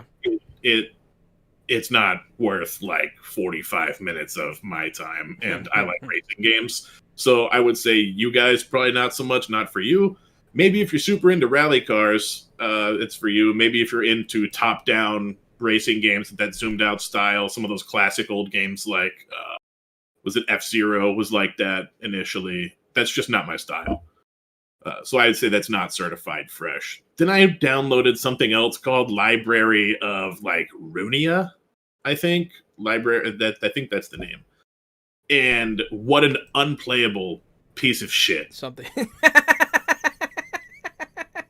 Yeah, no, so yeah, I don't remember exactly what it was called, but yeah, it's a new game called like Library of something. It's a Library. card game. I just looked it up. It's Library of Ruina. Library of Ruina. I installed it. Like ruin, but with an A at the end. Yeah, so I'm assuming that's how it's pronounced. Ruin. I don't even know what type of game to tell you that it is. I don't know what genre. It looks like it's an attempt at a deck builder. Yeah, it is an attempt. That's sure is an attempt at a deck builder. What an absolute train wreck that game is. I don't know how that ever got greenlit. I installed it, and about 10 minutes later, it was off my Xbox. I was like, wow, this sucks, and I was done. That was it. So unplayably bad. That was not interesting. That is not anything out the box. Put it back in the box. I guess a little note for game devs: if you want people to play your game when they're trying to, first off, let them get to the game part. Also, let them know how to play. That's very helpful. So say, if by chance you're somebody that worked on Library of Ruina and you happen to be listening to this show and you want to come on and defend your game to us, by all means, reach out. We'll happily have you on the show and talk about it. Yeah, it would be nice to you, except most of us. I can't speak for everyone. Me either. I'm not naming any names, but you know. All right. Well, I'll talk about something that I like before we talk about more that Gary dislikes. How do you know I won't like what you're going to talk about next? You might not. There's actually parts of what I'm about to talk about that I don't like too. So go figure. But not the overall thing. So Hard Knocks. Either of y'all watch Hard Knocks or are familiar with Hard Knocks? Interest.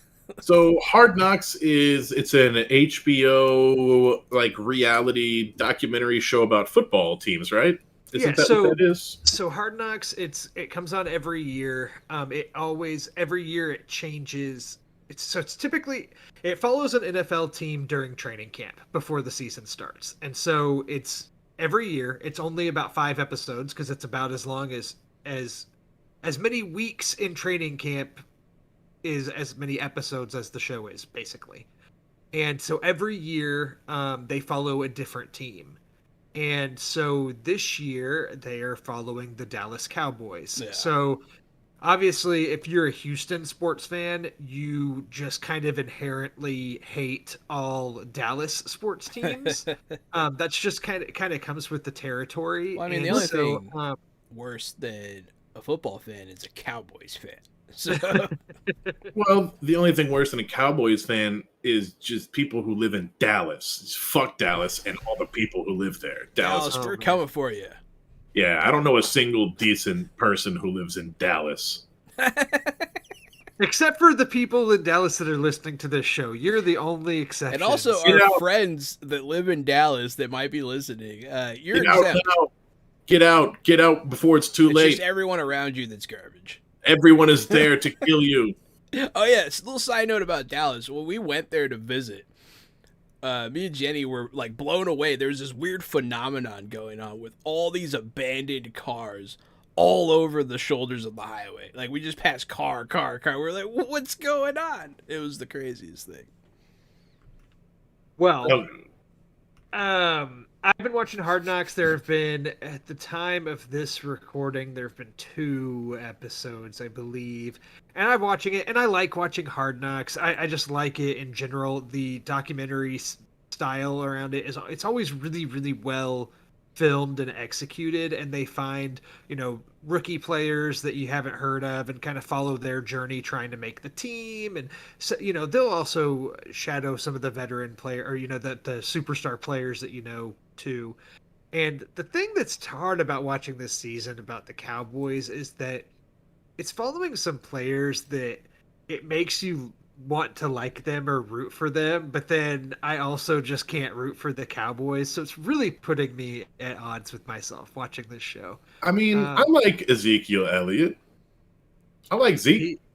Yeah, there's a surprising amount of Zeke in it, because sometimes with Hard Knocks, a lot of times the top players, they'll get some screen time, but it's almost like it comes across like they maybe don't want the cameras following them all the time, and they'd rather you put the focus on someone else. That being said, this season so far has had a lot of focus on Zeke. I like and Dak Prescott. Yeah, I like Dak Prescott because he's coming off of a pretty gnarly injury from last year too. So where his ankle snapped, literally snapped. So it's following him and his getting back in the groove. And yeah, so it's definitely entertaining. So if you like football, and I always watch Hard Knocks every year, so this is no different. But yeah, it just gives me a little bit of pause because it's the Cowboys, but I'm still enjoying watching it. This must be how you feel when I talk about Adventure Time, Drew. and here I am. I do like football and I do like documentaries, but I've never seen Hard Knocks. I bet I would like it. Oh yeah, you would. I think you would. If you have access to HBO Max, I'd say watch the first episode, see if you like it. I think it's just fun. Regardless of the team, it's just fun seeing behind the scenes football operations. I find it to be very interesting. Yeah, I think I would really like that. I like behind the scenes operations of basically like anything. I liked how it's made, that documentary show, and how it's made. I love like the Disney Plus behind the scenes of Mandalorian and stuff. And I didn't really like Mandalorian that much. But I love behind the scenes. I'm really interested in that. So I think I would probably really like Hard Knocks. Yeah, it gives you you end up finding coaches and stuff that you like too that you would have never known about otherwise. So yeah, it's fun. Yeah. It's fun. So that's Hard Knocks. Definitely in general certified fresh out the box. I don't know if the Cowboys are certified fresh out the box, but Hard Knocks is. Well, that's just the inherent problem of being in and around Dallas. It will suck your soul away. But also, the Dallas Aquarium is awesome. Shout out to the Dallas Aquarium. They have a free roaming sloth. Well, on that note, Jahan, let's kick it over to you. Let's hear some fresh takes from you. Yeah. So I have some games I want to switch over. So real quick before we do that, I was thinking maybe we could finish out. I don't have any more shows to talk about. I could. I mean, I Oh. guess I could talk about Pokemon if you want me to. Oh well, then here let's wrap up the show's conversation because I've got one other one to talk Yeah, about. I think we just had this one last one, and I'm excited to talk about this one. Yeah, so Marvel's What If has been Ooh. on Disney Plus, and there's a couple episodes out now, and yeah, so I've watched the first 2 episodes of this series. Yeah, same. And I'm okay. When they announced this show a long time ago, when they first announced Disney Plus and the initial slate of Marvel shows, I think this was one of the first ones announced. And I remember thinking that was really intriguing because I always liked the What If comics that would be random storylines. Yeah. So to see that in a show and the fact that it was going to be animated and feature the voices of all of or most of the original cast members, I thought was cool. When they first showed the first snippets of the animation, I thought the animation style was pretty interesting and cool. So anyway, yeah, I've watched the first 2. The first episode is the one that features Captain Carter. Captain Carter, yes. Like, what if she had gotten the super soldier serum instead of Steve Rogers? Yeah. And then the second episode is T'Challa being abducted by the Ravagers instead of Peter Quill, and what if T'Challa became Star-Lord? Yeah. And Gary, have you watched either of these? I've actually watched both of them, yes. Okay, oh, perfect. So I'm curious to see what are y'all's thoughts on the show so far? So far, I like it. In general, I think it's it's definitely geared, I feel, more towards children-ish. It definitely doesn't have, I don't know, it's not as mature content as I would like. But hey, it's a cartoon. It is what it is. I don't know if I feel like it kind of is in line with a lot of the Marvel stuff, but maybe I'm wrong. I don't know. Some of it feels kind of silly. Some of the characters' responses seem disingenuous to what I feel they would have. In Jahan's defense, I thought there were some hokey jokes in the first episode, and the second episode I didn't notice them as much, but I thought there was some really corny shit going on that was aimed towards kids in the first episode particularly. Yeah. The first episode, honestly, I'm kind of questioning but why. It's a cartoon on Disney Plus, so of course there's corny shit targeted towards kids. It wasn't my complaint. I'm just, in Jahan's defense, it was there. Yeah, I just don't know if that was the right one to be the first episode, honestly. It might, because I watched it, I was like, okay, that was fine. Yeah, but I wasn't necessarily too excited to watch the second episode after that. But I did think the second episode sold me more on the show. I thought it was a lot more interesting. I just thought with the first one there was, and I'm gonna spoil some things that happen in it. So just a warning for people. I'm gonna spoiler alert, people. But as part of the storyline, Captain Carter becomes the super soldier instead of Steve Rogers, which then leads to a series of events of Steve Rogers basically getting the first Iron Man suit developed by Howard Stark. Yeah. And I just found that to be super cheap, like kind of a stretch of like, okay, well, here's how we can get Steve Rogers into a superhero role in this, and it just seemed like a little bit of a stretch to get more Marvel references into that first episode. I don't know. I just thought some of it was a little bit stretched. I actually have 2 complaints about this show. Of course I do, right? I have fucking complaints. Remember when Masters of the Universe first came out, when we first did our podcast about that?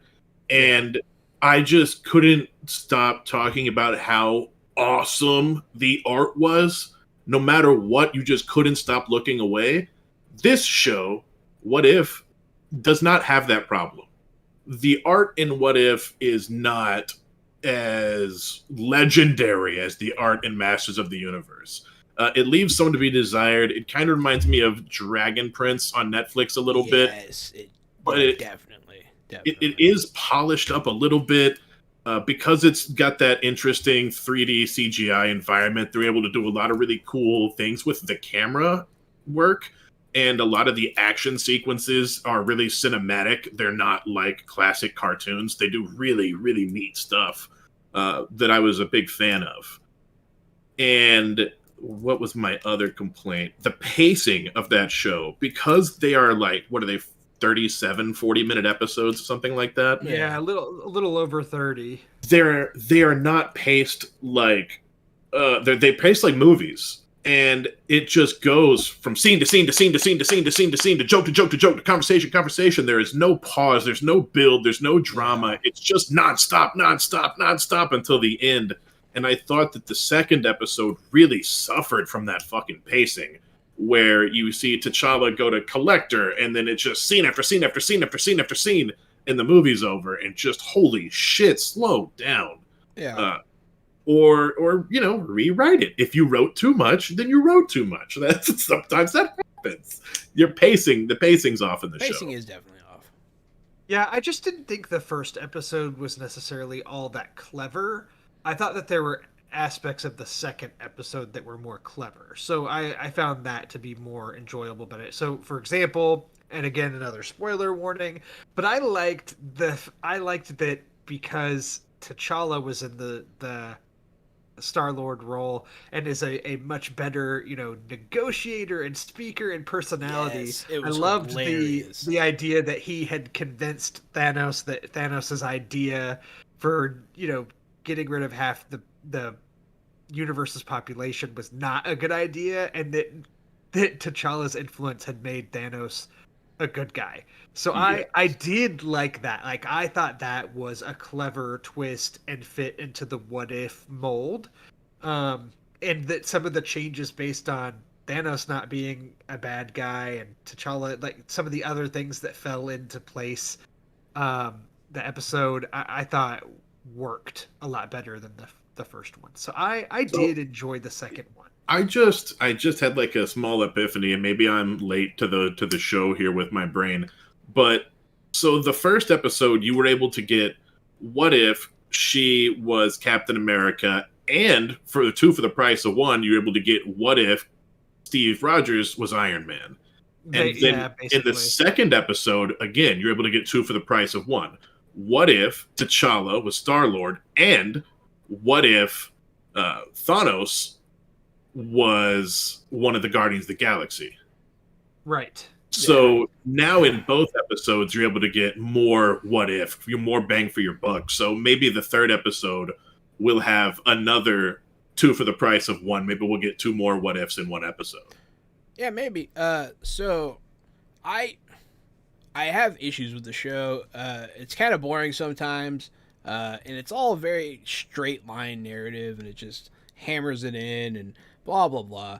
I do feel like the show has a purpose, though. I really just think the show's designed to prepare the broad audience for this multiversal thinking, and just trying to get people to. I think that's the whole point, is to just get people to understand, like, if this one thing changed, then Thanos could be a good guy. Don't be surprised if I feel like that's a lot of it. He kind of opened the doors too with showing the branching timeline paths by changing one thing, and then this is kind of showing you in animated form what those branching paths may look like. Do you guys, one way to look at it too? Do you guys think that they'll use these multi-dimensions and multi-timelines to introduce both the X-Men and the Fantastic Four? So people are pretty sure the X-Men are going to come soon. But they've been saying that for a while. People are talking about it happening because of the Eternals, because the X gene is also a result of celestial experimentation with human DNA, and the Celestials are who created the Eternals, and so they think something like that's going to come about. That's a theory, anyways.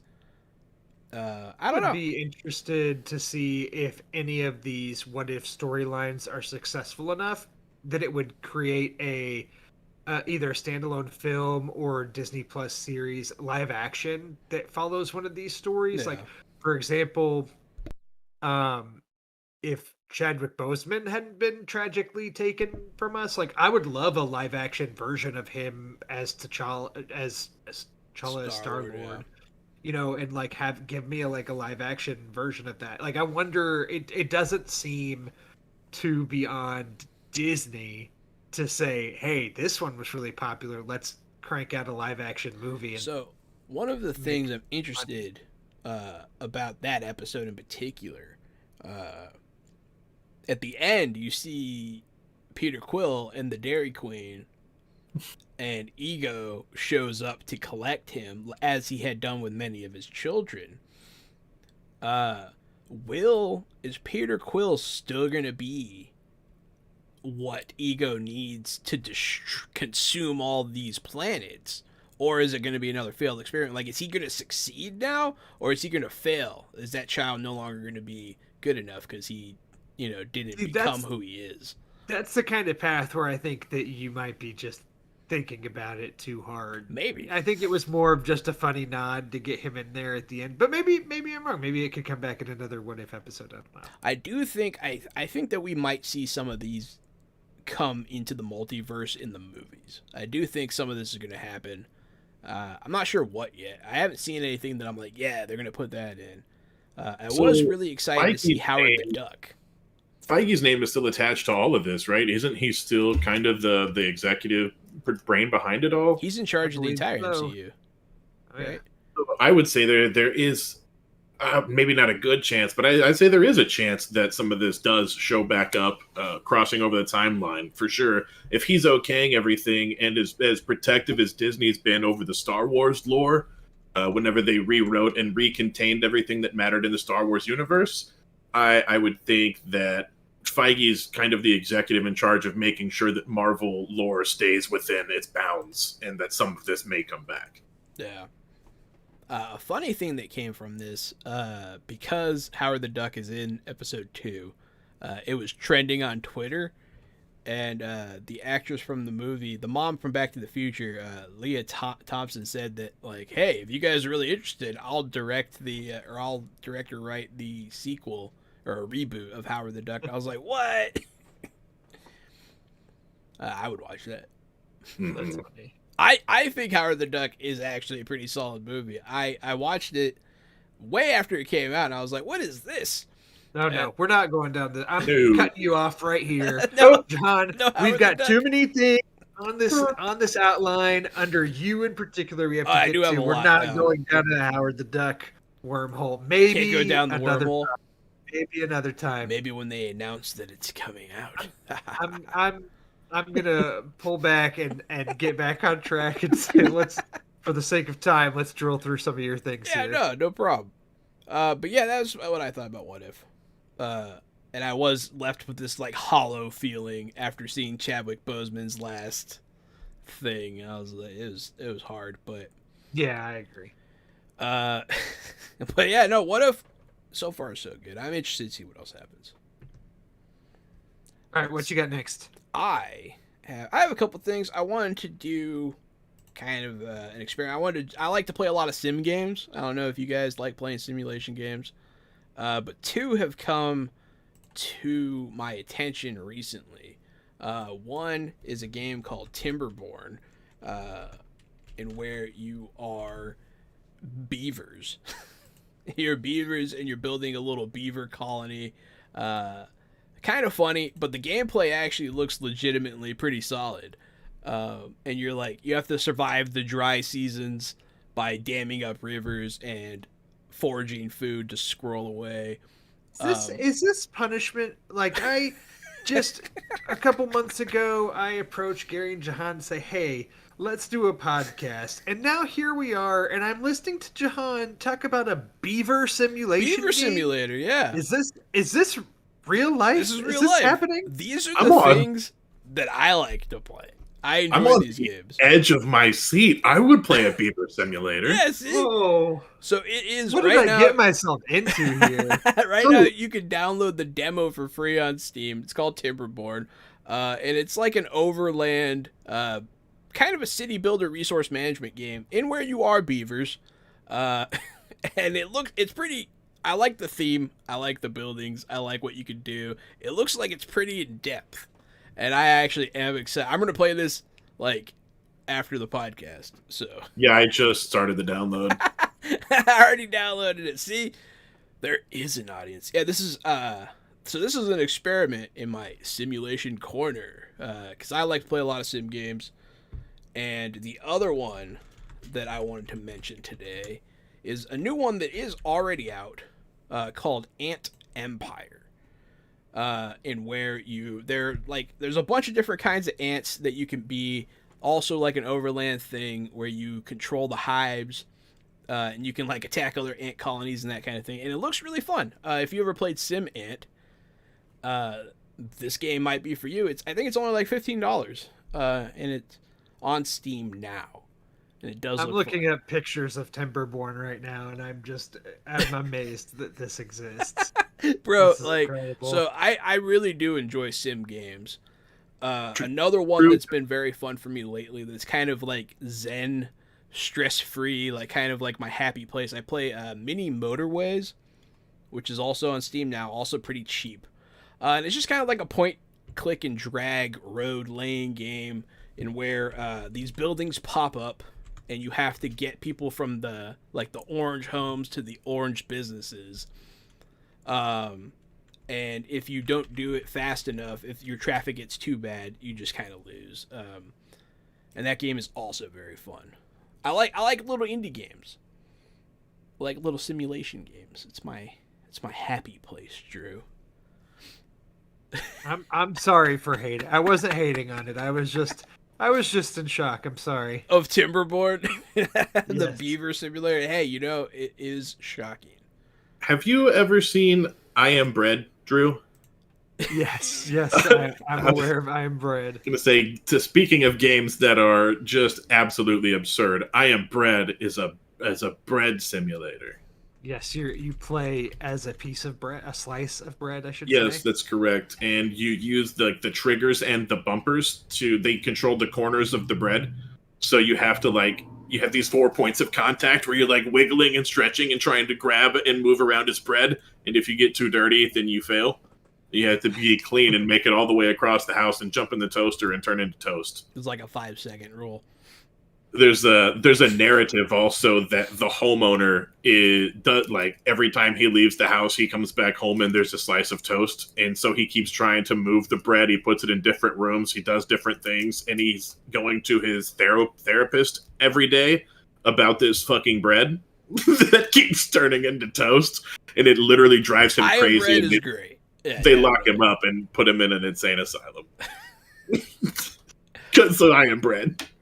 So more to like the mainstream of games, because these are the outliers that like dumb people like me and Gary like. I like to watch engineers play sim games on YouTube. But yeah, so me and Gary, and I don't know if Drew's gotten in on this one yet, but Pokemon Unite. It is the free-to-play Pokemon MOBA.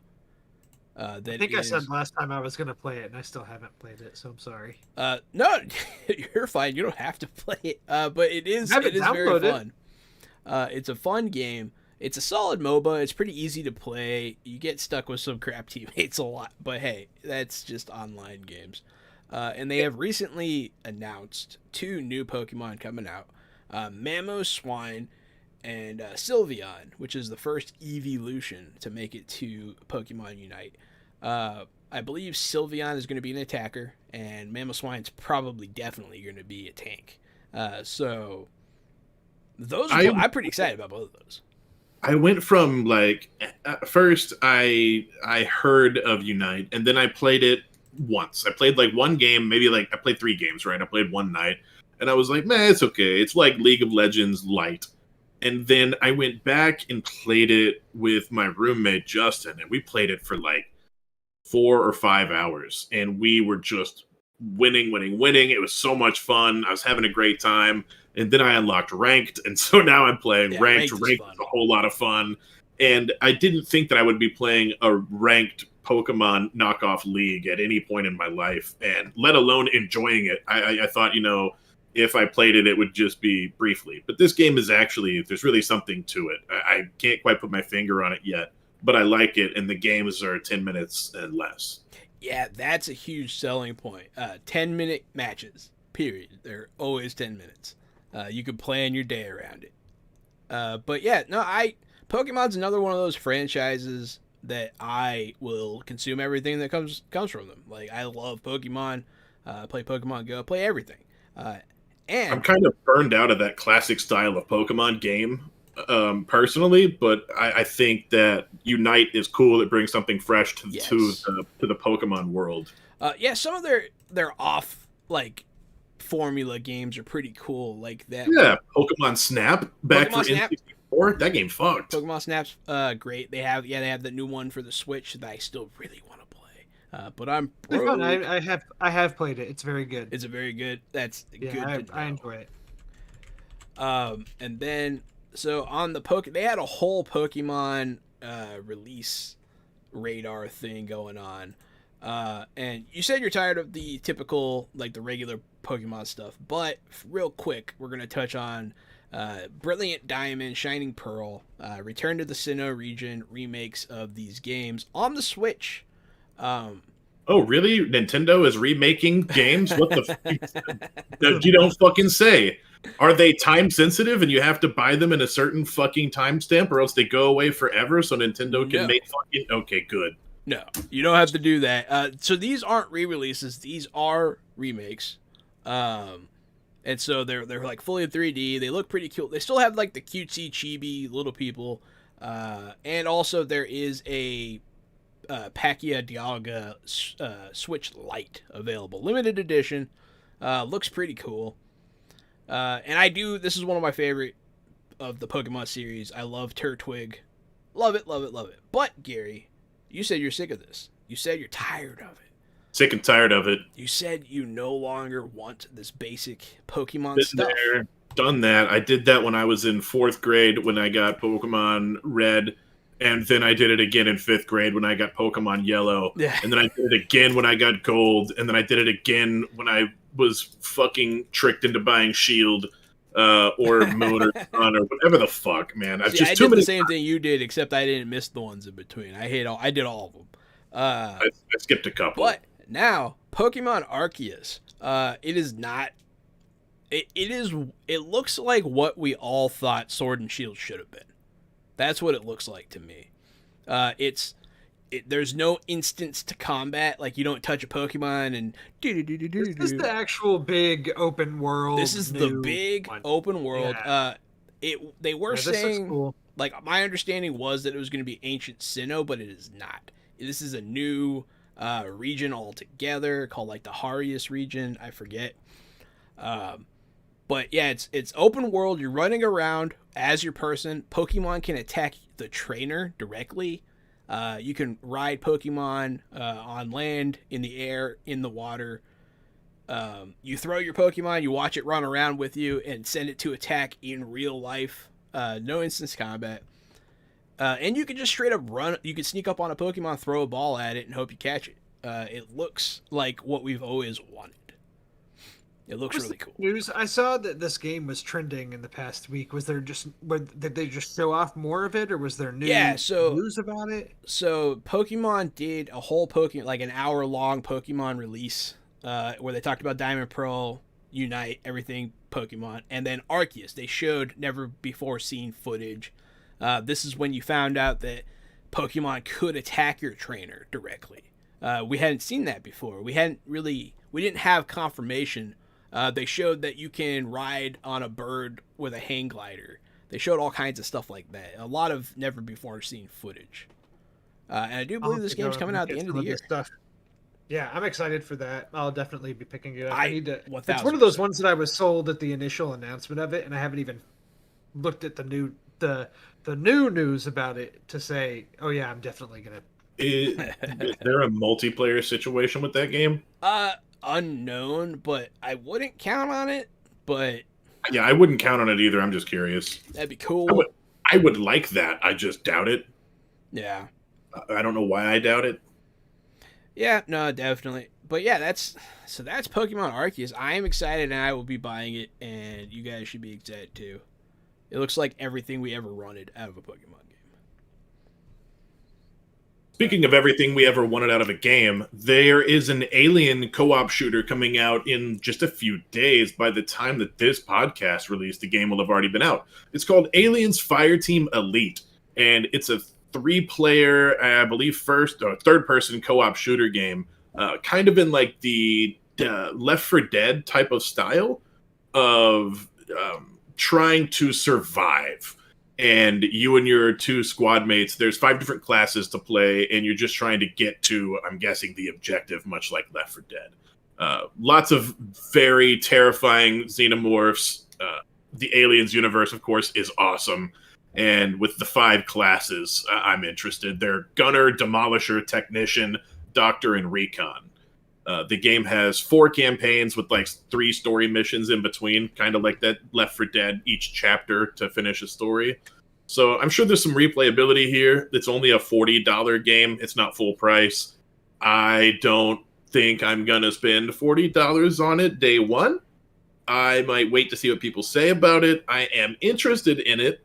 I would say that it looks possibly certifiably fresh out the box. Could be very good. But I was duped by Final Extinction. I thought that Final Extinction was going to be cool, and it was not cool. So I'm kind of hesitant on this game. Not that they should be compared. Final Extinction was more like a knockoff Deep Rock Galactic. But yeah, Aliens Fireteam, keep your eyes out. This could be cool. Could be a fun time for co-op. Aliens are cool. That universe is cool. Games with a bunch of different classes. I'm into it. I like me some xenomorphs. Mm-hmm. Me too. Yeah, I'm a huge fan. Excited to see it. It looks like they took a lot of attention to detail when it comes to the universe and the weapons. I can see that the guy has the heavy gun on like that gimbal arm attached to his back, just like in Aliens. Very cool. I want to play it pretty badly. There are also, in the video game news, there are new maps out for Chivalry 2. That game is for all the systems and PC and such. There were 2 free maps. You didn't have to pay for them. They just showed up. Surprise, here they are. Enjoy. There's also some new weapon skins and stuff that they dumped in there. Nothing super exciting. It's one new, or I guess there's a 3v3 mode also. That's kind of exciting. Game mode. So there's a new small map in their Battle Royale style. There's a new large map in their multi-objective takeover style. Both maps are more violent melee brawling and arrows. So if you're into Chivalry, look forward to 2 free new maps. Yeah, me and Gary were playing this one the other day. We had put it down for a while, picked it back up, had so much fun. This game's so fun. Yeah, Chivalry 2 it's a lot of fun. It's, for those of you who don't know, Chivalry is a first-person medieval melee combat game. So instead of your assault rifles and such, you're swinging swords and warhammers, and you have shields and bows and javelins. And so it's kind of that violent medieval first-person shooter experience that we were always looking for as a kid. And this game has that, and Chivalry 2 is not even full price, I don't think. No, I don't think it's full price, and Chivalry 2 has also already said that they're going to be adding more DLC in the future. So that's pretty exciting. There's no single-player campaign or story, if that's what you're interested in. No. This is a multiplayer online game only, and it's fun every minute online. It's very fun.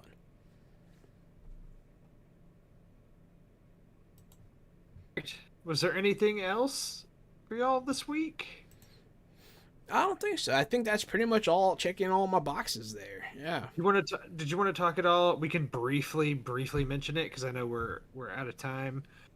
Star Wars Visions. That trailer had Star Wars Visions. We don't know much about it. Disney Plus is releasing a anime style Star Wars cartoon. Oh shit! That looks amazing. If you like anime, you like Star Wars, go check it out. Star Wars Visions coming to Disney Plus.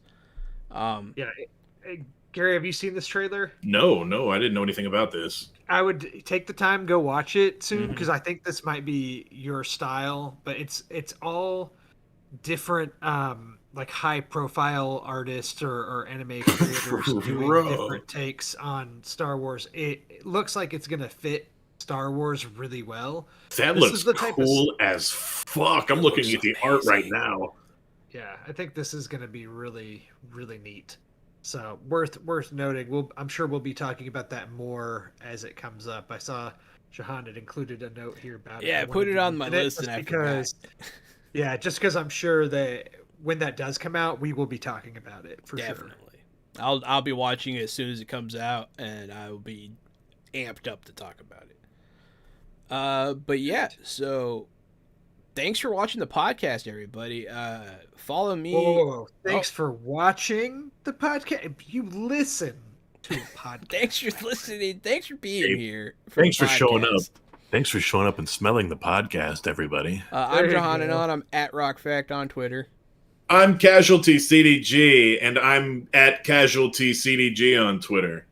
And I'm Drew, and it's at Drew Munhausen on Twitter and Drew's Blues on TikTok if you want to follow my physical media adventures there.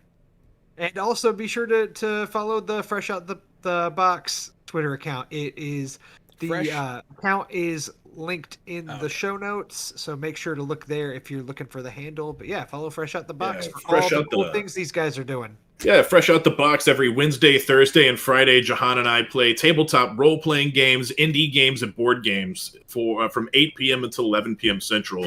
So if you're just chilling at home and you want to see us playing Make Pretend with our friends, we try to keep a nice cast of entertaining individuals on there. We do character voices and we do pseudo costumes.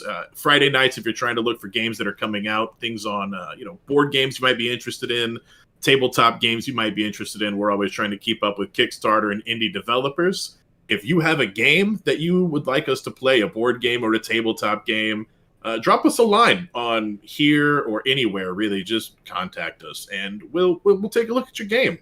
We also game test and design and all that other stuff. We love games.